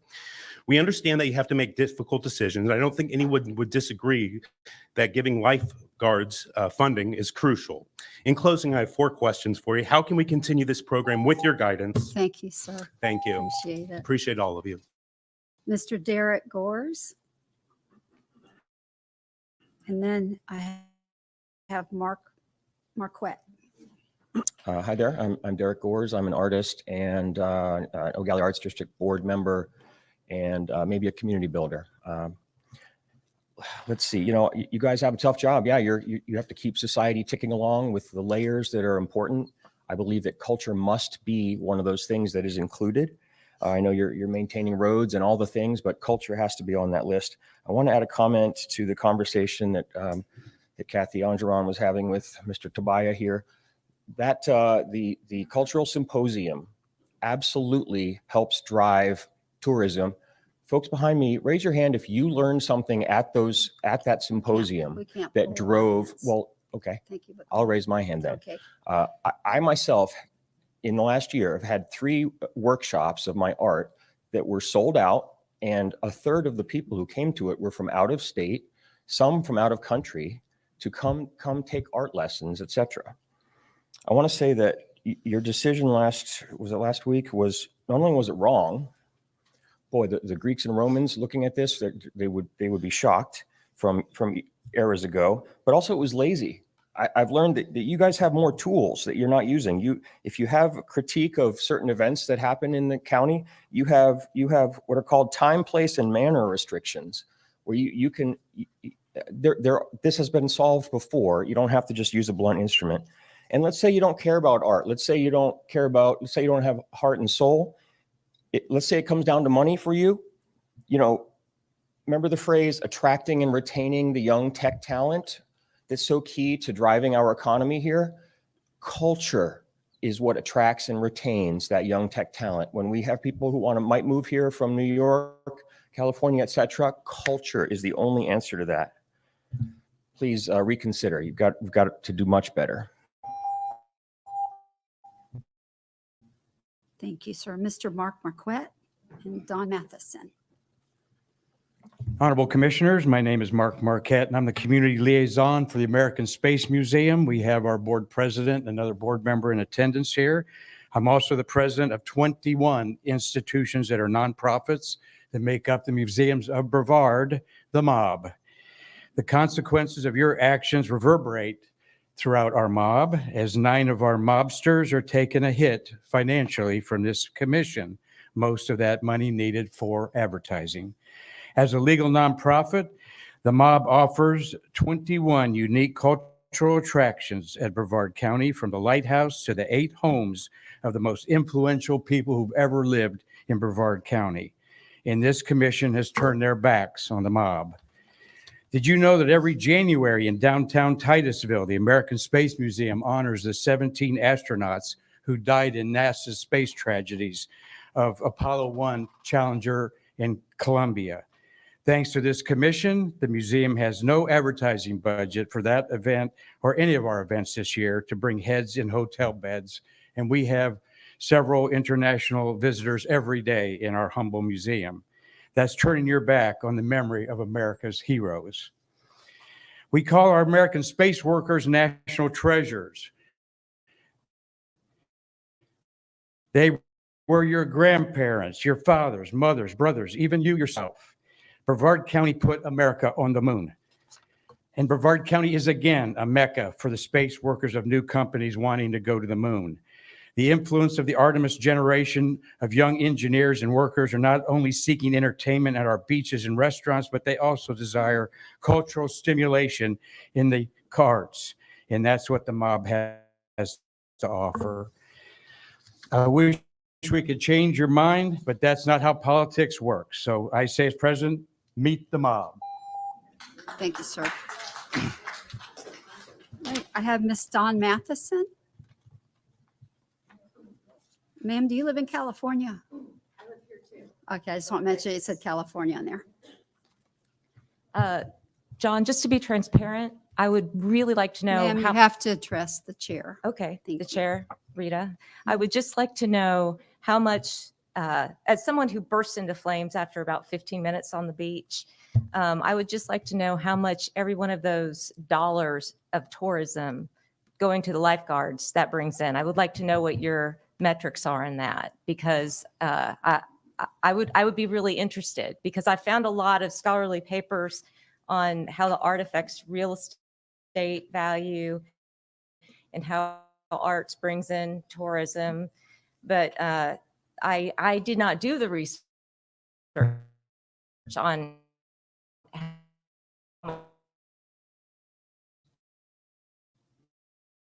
money actually, so that I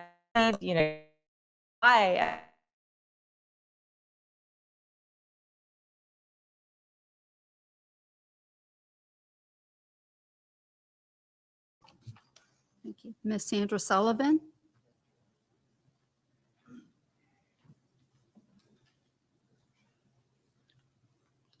Good morning, Sandra Sullivan, South Patrick Shores. So in May, the discussion was about getting some funding from the cities because the county was funding lifeguards out of the general fund. And a legal opinion, I read the minutes last night, they're not available on Registrar, interestingly. You can't search Registrar for about 50% of the minutes. You have to go to the clerk of court site because you guys, really aren't prioritized for transparency, apparently. But I also want to say that you start doing Google searches on lifeguards on having lifeguards at a TDC. And I sent you an email last night with some links to some of those sites. In 2013, there was some drownings in another county, and they wanted to have lifeguards paid at a TDT, and they couldn't. So one of the state reps did a bill that failed to try to change that. So I would suggest you're going to be met with some legal issues. And in the May meeting, the attorney stated you could use it for replacing and fixing the towers, but not for the services. So it's kind of interesting that it's changed. I also want to say that I find it interesting that Cocoa Beach contract is up in September next month, and that the conversation in the May meeting was, well, what happens if the cities don't want to pay their share? So let's be honest here. What this is about is the city pushing back on you going, we don't want to pay that. And I'm just going to say that most of the money, 2.5 million it was, but now it'd be closer to 3 million because of in the Atlantic. Most of this money is going to cities who are charging for parking at and even beaches that the county has given to the cities to do away with the liability. Thank you, Ms. Sullivan. Commissioner Tabaya, your light's on, sir. Thank you, Madam Chair. First of all, I'd like to thank the County Attorney's Office for providing the memo and the legal interpretation. There were a couple layers and there had been some changes in statutes. This was quite a bit of work that had to be done. I do have a few issues when it comes to the cost share of cities, the attachment at the end of it, that I certainly would like to address and plan to address. In fact, I have an agenda item at our next meeting, our budget meeting, dealing with the city cost share associated with those beaches, specifically the ones that do charge for parking.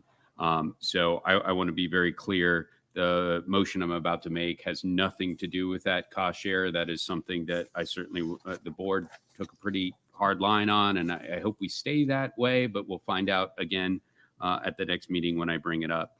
So the motion I have here, and again, these numbers are a little bit changed because of the large, that 225,000. So that's in it, and that's why you probably see a different number than what was presented in the findings from the county attorney's office. So I move to direct staff to use $934,654 in tourist development tax revenue for the marketing fund for countywide beach lifeguard services. Direct the tourism development office to include the promotion of beach lifeguard services as part of the marketing plan for the next fiscal year. And 3, direct county attorney and staff to prepare a resolution setting forth appropriate findings for the board's consideration at the September 5th, 2023 Brevard County Board of County Commissioners meeting. That's the motion, and that's what was asked in the agenda report, Madam Chair. Second. Thank you. I have a motion and a second. I have no other lights, so all in favor say aye. Aye. Opposed? Passes 4-1 with Commissioner Goodson in objection. All right, we are going to take a 5-minute break, and then we're going to come back and come into the new business. How much?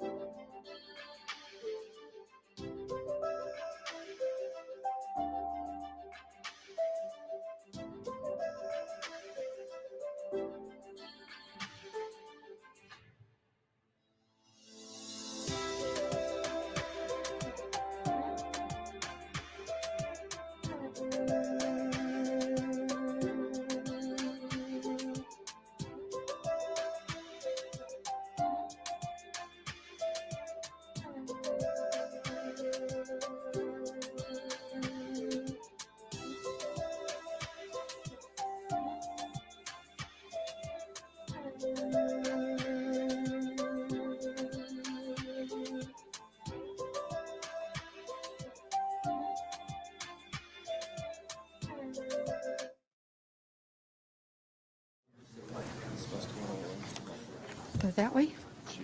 Okay. And the noise ordinance, I think, started with Commissioner Goodson and Commissioner Feltner. How do we open this up, Frank? Do you want to open it, or shall I let I think, Commissioner jump in? Commissioner Goodson asked that I introduce that, Madam Chair, if that's okay with you. All right, the board had given direction to make some revisions to our noise ordinance, which hadn't been substantially amended for over 20 years.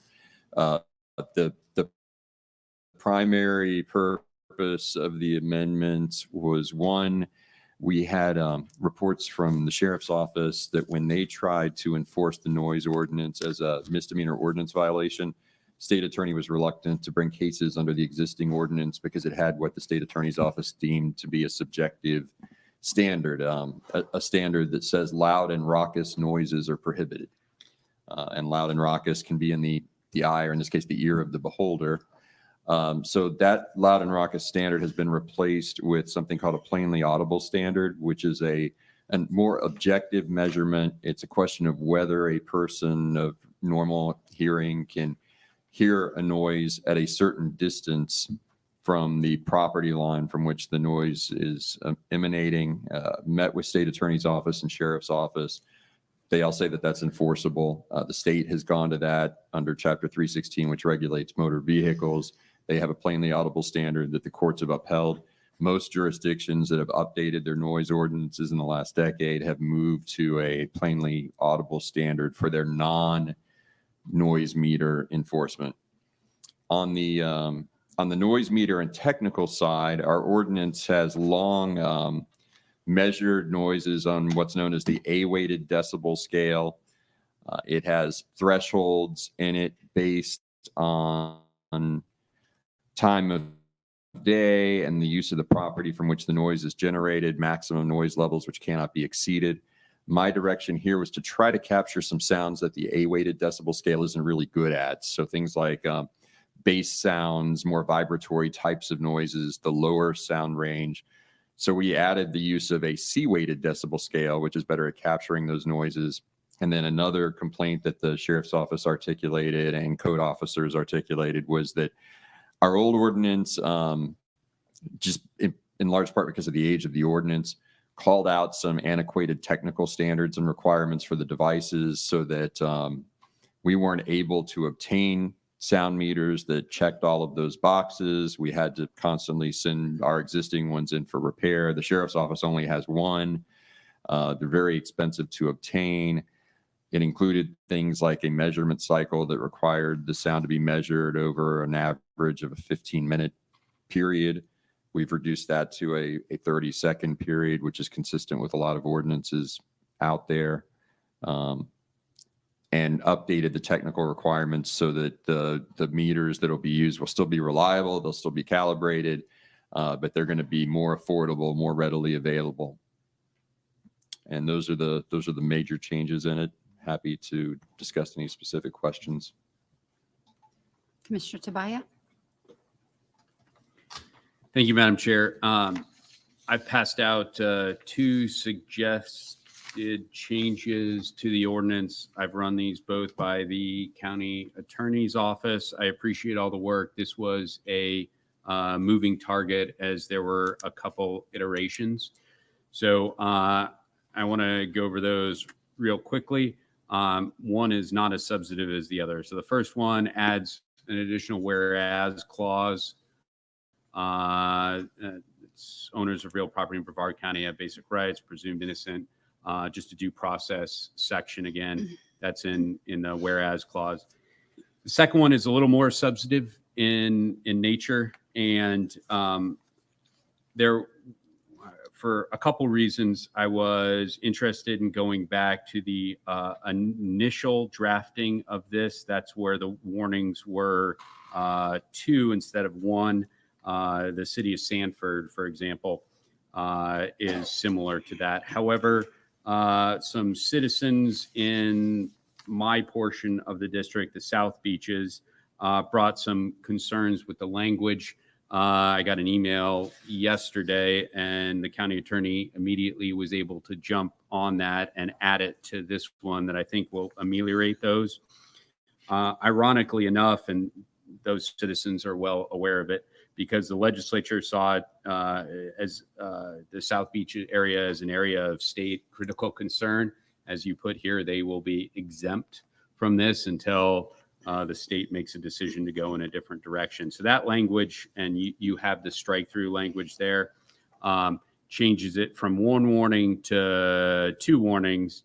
However, their concern was, since there were 2 different organizations that will be providing warnings, the Brevard County Sheriff's Office, as well as code enforcement, they weren't sure how they would be working together. This would aggregate those. So if one Brevard County Sheriff's Office issued a warning and the Brevard County code enforcement issued a warning, that would be counted as 2. This one where it says by the underlined by any enforcement officer, according to the county attorney, this makes sure that count is aggregated. So that is the suggested change from number 2, going back to the initial language, mirroring that as Sanford, as well as taking care of the concern of some residents in my district. So those are my suggested changes. With those changes, it will have my support. I want to thank Commissioner Goodson for bringing this up, and the county attorney for doing work to make sure this happens, as well as the citizens in my district who were very vocal concerning this and wanted to make sure they lived in a little more harmony than what they currently do. Commissioners, anybody else? Commissioner Feltner? I get a chance to push the light. Okay.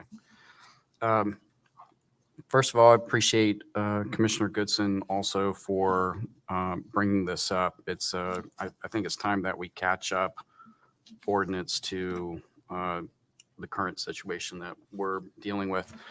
So correct me if I have this wrong, Morris. The sheriff's office and our code enforcement officers are going to be the ones that could enforce this. Now, if Brevard County Sheriff doesn't want to cite someone, they can write up an affidavit, give it to our code enforcement, and then the county can take it from there. Is that right? That's correct. So would the deputy then come to a code enforcement hearing to speak on the issue when the homeowner or the property owner comes to challenge that? The deputy might come to the special magistrate hearing. However, special magistrate hearings aren't bound by the strict rules of evidence, so they can take a sworn affidavit. The special magistrate can receive that, so the deputy wouldn't necessarily have to appear. Okay.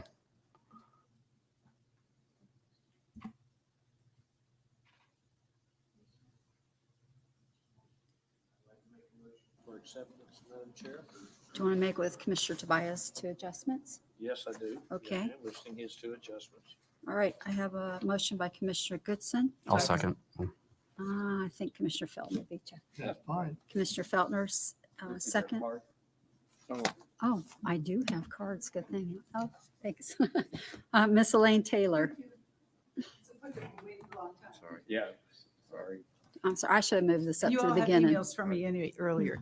I have to do it quickly. My name is Elaine Taylor. I've lived in Oceanside Village for 21 years and truly love where I live. I'm asking you to amend our county noise ordinance so that residents like me will not have to take their HOAs and communities to court just to live peacefully in the sanctity of their own homes. 2 years ago, our board, without a vote of the community, repurposed one of the tennis courts into 2 pickleball courts right across the street from my house. All I could hear inside the house is pop, pop, pop, pop, screaming, swearing, whether shots were good or bad. I emailed the board asking them to abate this pickleball court noise to no avail. My blood pressure has risen even with medication, can you tell? And I don't know what a good night's sleep is anymore. I can no longer open my doors or windows in the morning or evening to let in the fresh air. After failed mediation with the 2022 board, eventually I was offered and signed a settlement agreement to eliminate pickleball in the village. The result? A dead squirrel in the bush closest to my front door. Pickleballers honking their horns by my house, playing pickleball on the remaining tennis court to harass me, shaming me on social media, telling me to move or to go into a nursing home, combined with foul language and discourteous language from the board president. Residents are afraid to complain, so I'm the only one who dared to complain about pickleball. That is my saga. Bottom line, no one should have to go through what I'm experiencing. If the noise ordinance could be amended to properly reflect the actual noise issues caused by sport activity that is so loud that it affects your sanity, your health, and your welfare, and is therefore a nuisance, then many potential lawsuits can be provided. I am suing for breach of contract, and I'm getting nowhere in our courts even. This is crazy. At any rate, I did research on the EPA, the federal EPA website, and came across the name Dr. Clifford Bragdon, who's an expert in noise control. He lives right here in Melbourne. And I brought his resume and stuff. I'm meeting with him because he's helping me with my court case. Thank you, Ms. Taylor. And I'm sorry you're going through all that. No one So should. sorry. Again, it's not just me, it's anybody that this is going to happen to. I'm sorry. Thank you. Ms. Cheryl Hoffman?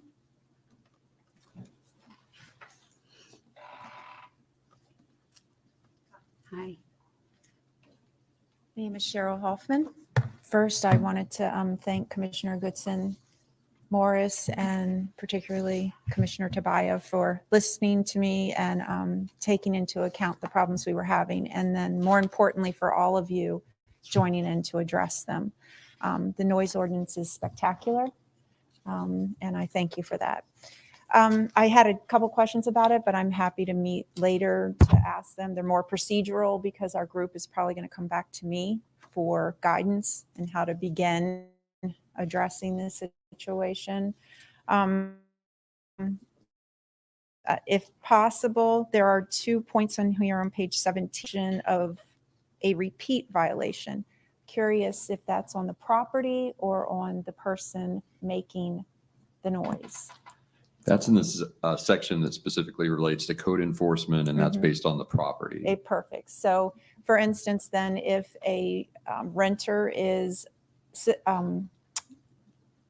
warned, that goes against the property, if I'm understanding it correctly. The way it would work, if the board adopts it as moved, if there are 2 warnings against a renter of a property, let's say it's a vacation rental, 2 warnings and or violations issued against a renter of a property, county would send that to the property owner, notices of that, and then code enforcement could then proceed against the property owner with a notice of violation. Perfect. That's how I understood it. And then right below that on 17 also, if they're deemed in compliance until it's been free of noise for 30 days, what happens if they're not?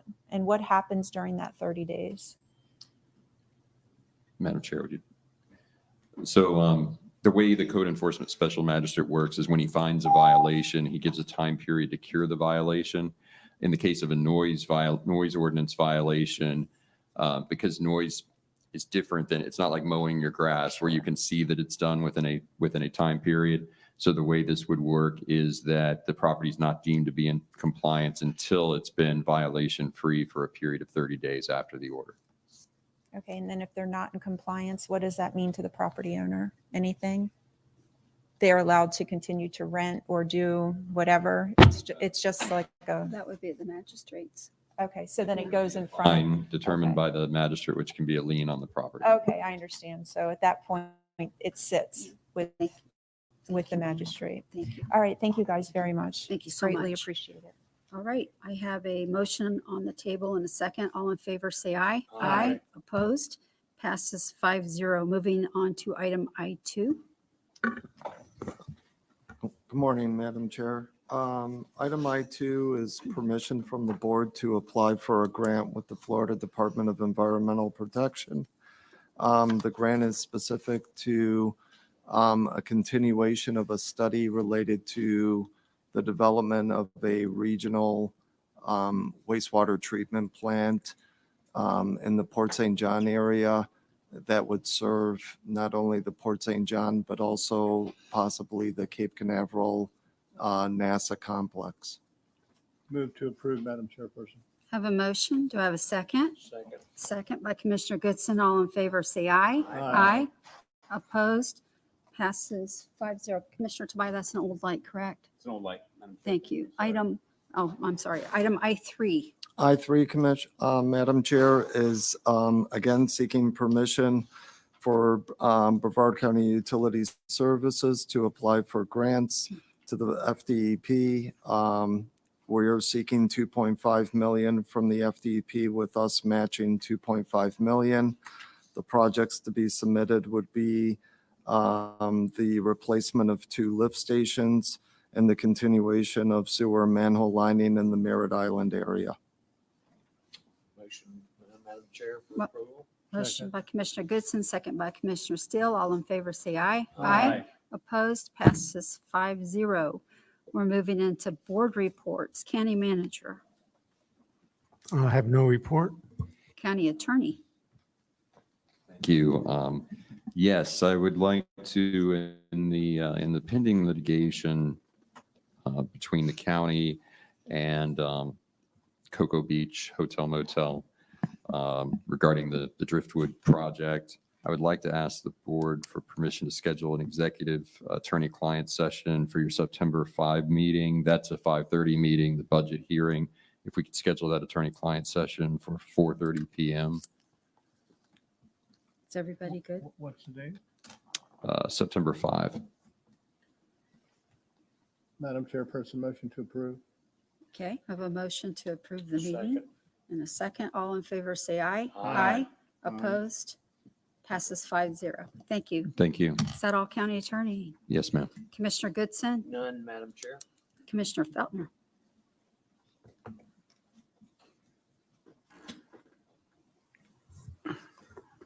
A couple of things.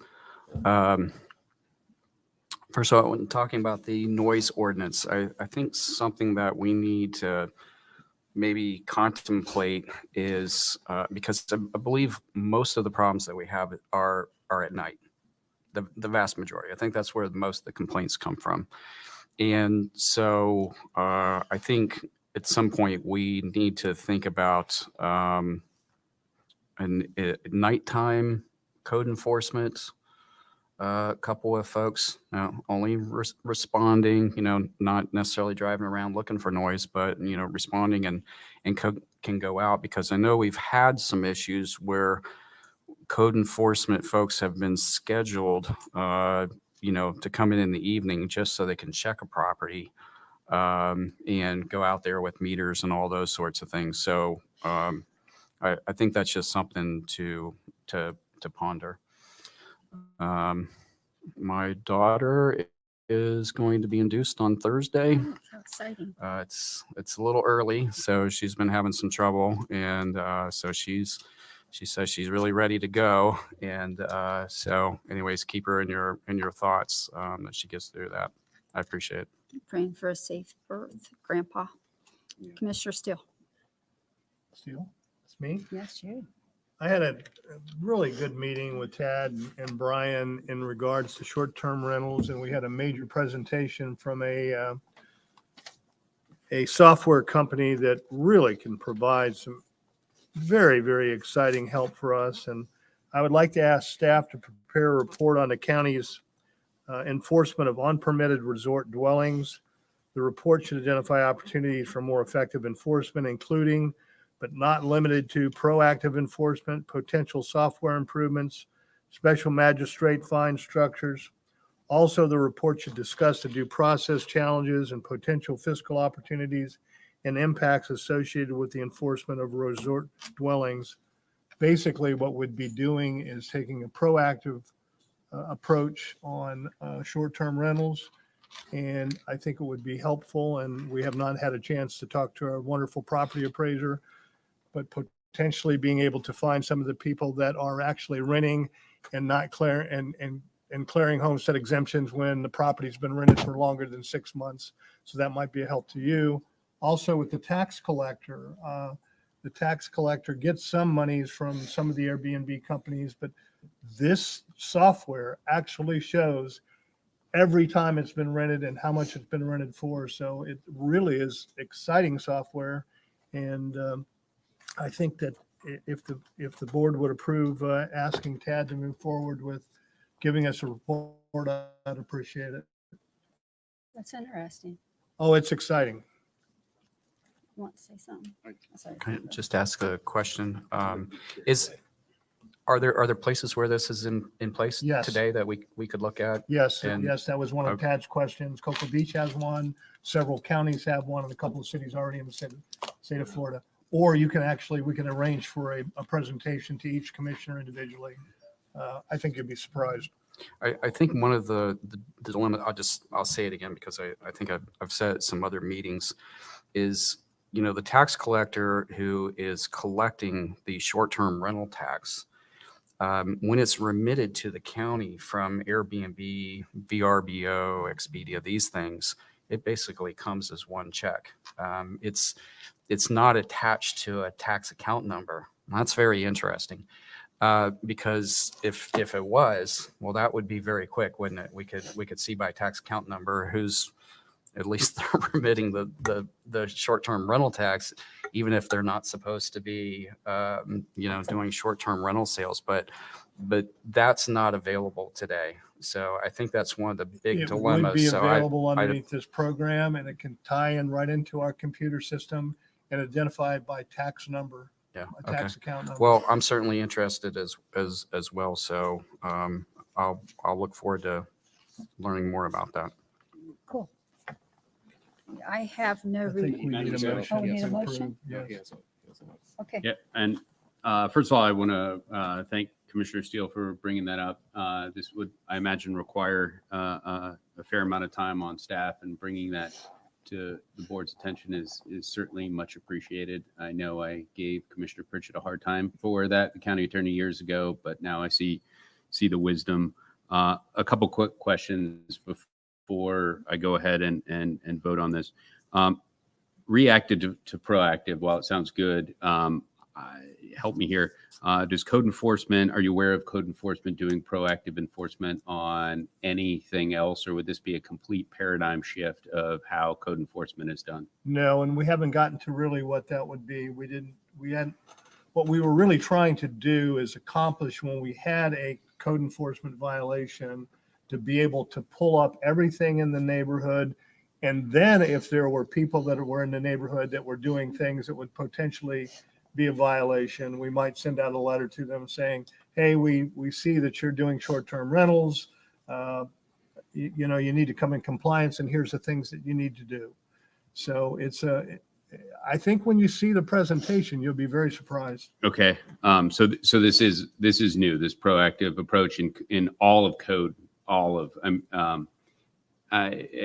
there is a report, I mean, if there's, I'd certainly like to see how this doesn't spread to, I don't know, our lawns being too long. I'm afraid that we're going to all of a sudden get, this if we is take short-term rentals only. This is what we're trying to assess. Okay. Number two, I did not have the benefit of meeting with that software company that provides those services. I imagine there's a cost associated, or do they take a contingency fee? No, there's a cost, and we're looking for the presentation on what the cost would be. I imagine we have a policy, I'm sure you're aware of, I think it's BCC 21, which requires a competitive bid.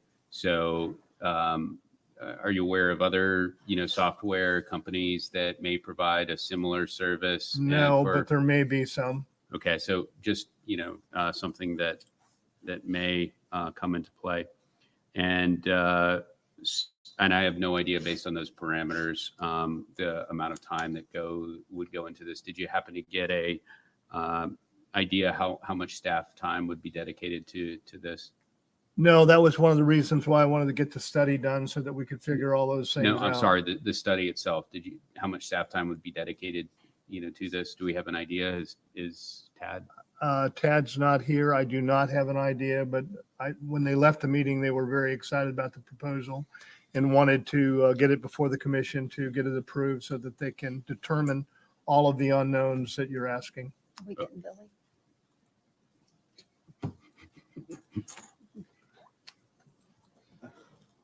Pardon me? We're getting Billy. He's coming up.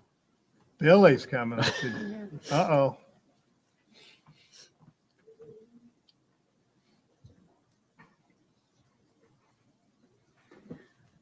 Mr. Billy Prasad, when you worked for me, you never once got excited. So I'm very disappointed now that you work for the board, you get excited. Very disappointing here. How long do you think the study will, how much staff time will be dedicated to this? I mean, based on my understanding, what's being asked, probably 8 hours or so. Okay. Yep. Thank you so much. I appreciate it. You'll have my support for it. I just wanted to know how long prior to. Thank you. Oh, and Billy smiles more now too. I would have taken a little more time than 8 hours, but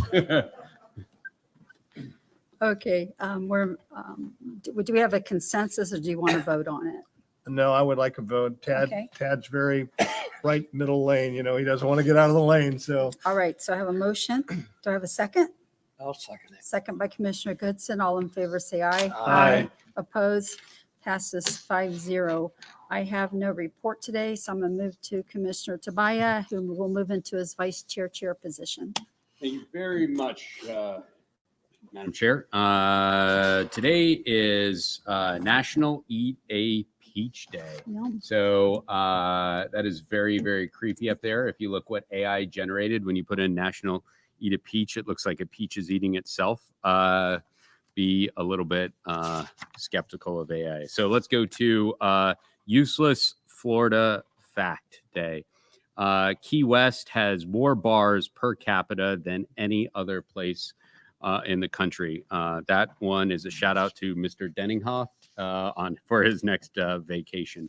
Next, this day in Florida history. On this day in 1992, Hurricane Andrew became a Category 5 hurricane and soon after made landfall in South Florida, setting wind speed records of 175 miles per hour. So be mindful, these things happen.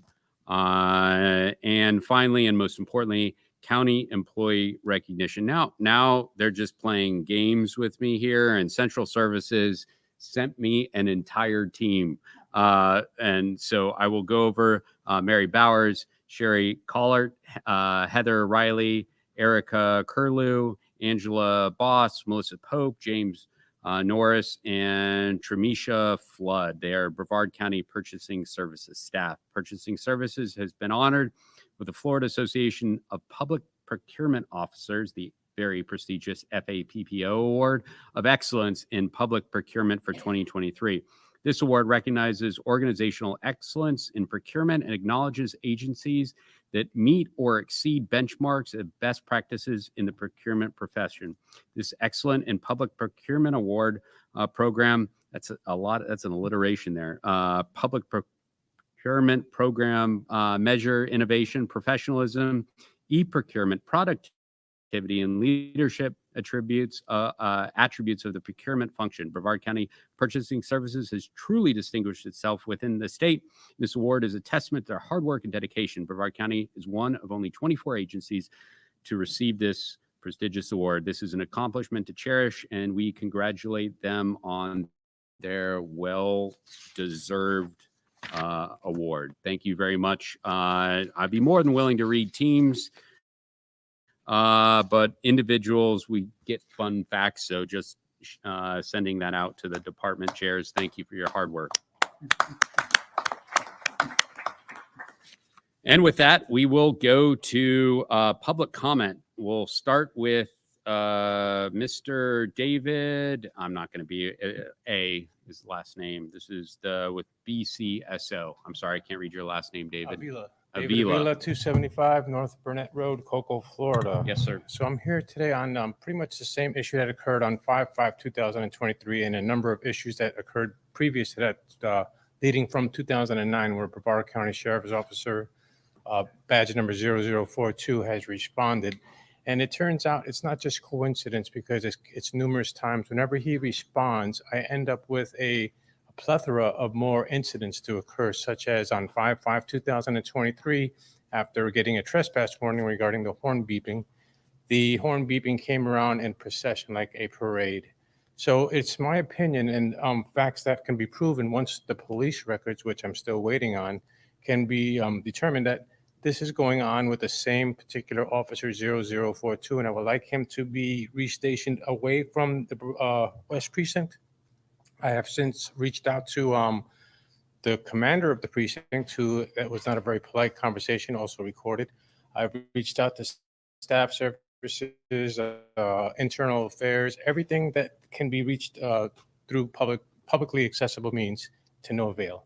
So I'm here to ask that you guys find resolution in the way that have this officer who has been, I can't prove it beyond a reasonable doubt without the records, but I think once we see them, it will be pretty clear that this officer is, let's say, corrupt, to say it the easiest way. But I am looking into litigation regarding this matter, and I want this officer off my beat, so I don't have to worry about going outside, because each and every time this officer is dealing with me, the issues, they progress. Let's say Jackson Kia, there's another opportunity there to look into that matter, and it's just it's ongoing. It doesn't stop since 2009, and it's the same officer. So I think we need to look into this. That's all I got. Time and comment. Sandra Sullivan. Okay.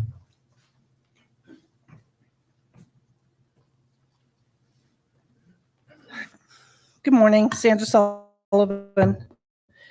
So at the last commission meeting 2 weeks ago, a vote was taken. And it was I've never seen anything like it in the 5 years, to have a room full of people and to take a vote intentionally before hearing the people. I was appalled. I want to talk about that issue to do with the incorporation of Merritt Island. And why would this commission, why would you vote to accept a study that did not meet state statutes, but state that it did? In the meeting following with our state representative, Soroy, he indicated it did not. In my conversation and meeting with Commissioner Feltner, it did not. So this, in 1998, this is a map from the North Merritt Island Special District, governed by state statute. As you see, the federal lands are part of that jurisdiction. In 2015, it was a very exciting project with Blue Origin. And in there, as you'll see here, it said the grant money would come from North Brevard Economic Development Zone and generated by new commercial and residential construction by property tax revenue. That's not correct, because it's actually federal lands that doesn't generate that. But more importantly, according to state statute, they cannot, they are bound by their boundary, which was District 1. Commissioner Pritchett was on the city council when that North Merritt Island Special District, the North Brevard Special District was created in 2011. And so the following year in 2016, this map, which is a boundary of North Merritt Island, was added to embeds, as you call the North Brevard Special District. This is not legal. Thank you for your time. And last but not least, the Honorable Dana Blickley. And before you get up here, a moment of personal privilege. Your employees certainly are part of the Brevard County family. I think an email was sent. If you would like any of your employees recognized up here, we would be more than willing to treat you guys the same way. Ours, as many of your, if not all your employees, are hardworking folks and certainly deserve that recognition. I just wanted to throw that out there if you're so inclined. We certainly appreciate that. Actually, I'm here to pay you a compliment today. I know that it's very, very difficult to be up there. I can imagine there are positives and negatives on almost every vote that you make. So I think that what's most important is that we always treat our citizens with professionalism and courtesy, because for a lot of our folks, it's very difficult and intimidating to get up here on this dais. So I appreciate that. So things I wanted to say to you today is commend the county manager and you guys for your ELI program. That's something that we take part in as a constitutional office. So we send a lot of our folks, our emerging leaders or leaders that we currently have in our office that are sharpening their skill set. And we work a lot with your staff informally and formally throughout the year, but we don't really get to know them personally or professionally or find out about their relationships like we do when we attend the ELI program. So we get to know them a little better, what makes them tick, and we just appreciate that. So thank you. Well, thank you. And this is one of the things I tried to get away from when I first got on here, and Frank convinced me that this was a great program. And then he initially signed up everyone in my office for it who move on to bigger and better things. So certainly I was very wrong on that one to begin with. And it's great that it's benefiting the constitutional offices as well. Oh, it certainly is. So, well, thank you for your Can I ask input. can I Thank you ask for a quick question since, thank you, since we're on Frank. this. Sure. Maybe Frank has it, or I see Jerry back there. How many each year graduates from ELI since you started that? We have between 26 and 32 graduate each program. I think we're on ELI 19. We started in 2006. We have well over 300 plus people that are there in various charter offices, from various charter offices. They've the property appraiser, tax collector, the sheriff, they've all participated in for a number of years, as has the school board. Eastern Florida State College, we even have people come down from Daytona. So we greatly appreciate your participation. I can even say from years ago, someone who didn't always have the greatest things to say about Brevard County Board of County Commissioner employees. Scott Ellis participated, had his employees as well in the clerk's office, and send numerous employees over the years to that program. And Rachel Sadoff, as the clerk, is continuing that. So we greatly appreciate you guys participating. And I do think it, Dana mentioned, the development of the relationships between the staff is one of the greatest networking opportunities that we hear from people who are in the program. And I can tell you that there is no director who works for the board that doesn't go through it. We make everyone go through Thank it. you, Frank. You won. You beat me. No, you were right. He's rubbing it in I was here. going to take the Thank you so opportunity. much. So, does that answer your question, sir? Yeah. No, I didn't. Frank is correct on that. And while you know folks professional and you work with them, you have communication with them out through the year, it's much more enlightening when you spend some time with them in the ELI program and you find out more about their relationships. So very positive program. Well, thank you so much for partnering with us. And if I see no more comments, I'll call the meeting closed at 11:42 a.m. The opinions expressed by any member of the public during any period of public comment do not necessarily reflect the views or opinions of the Board of County Commissioners of Brevard County, Florida, Space Coast Government Television, or the Penter. The Board of County Commissioners of Brevard County, Florida, Space Coast Government Television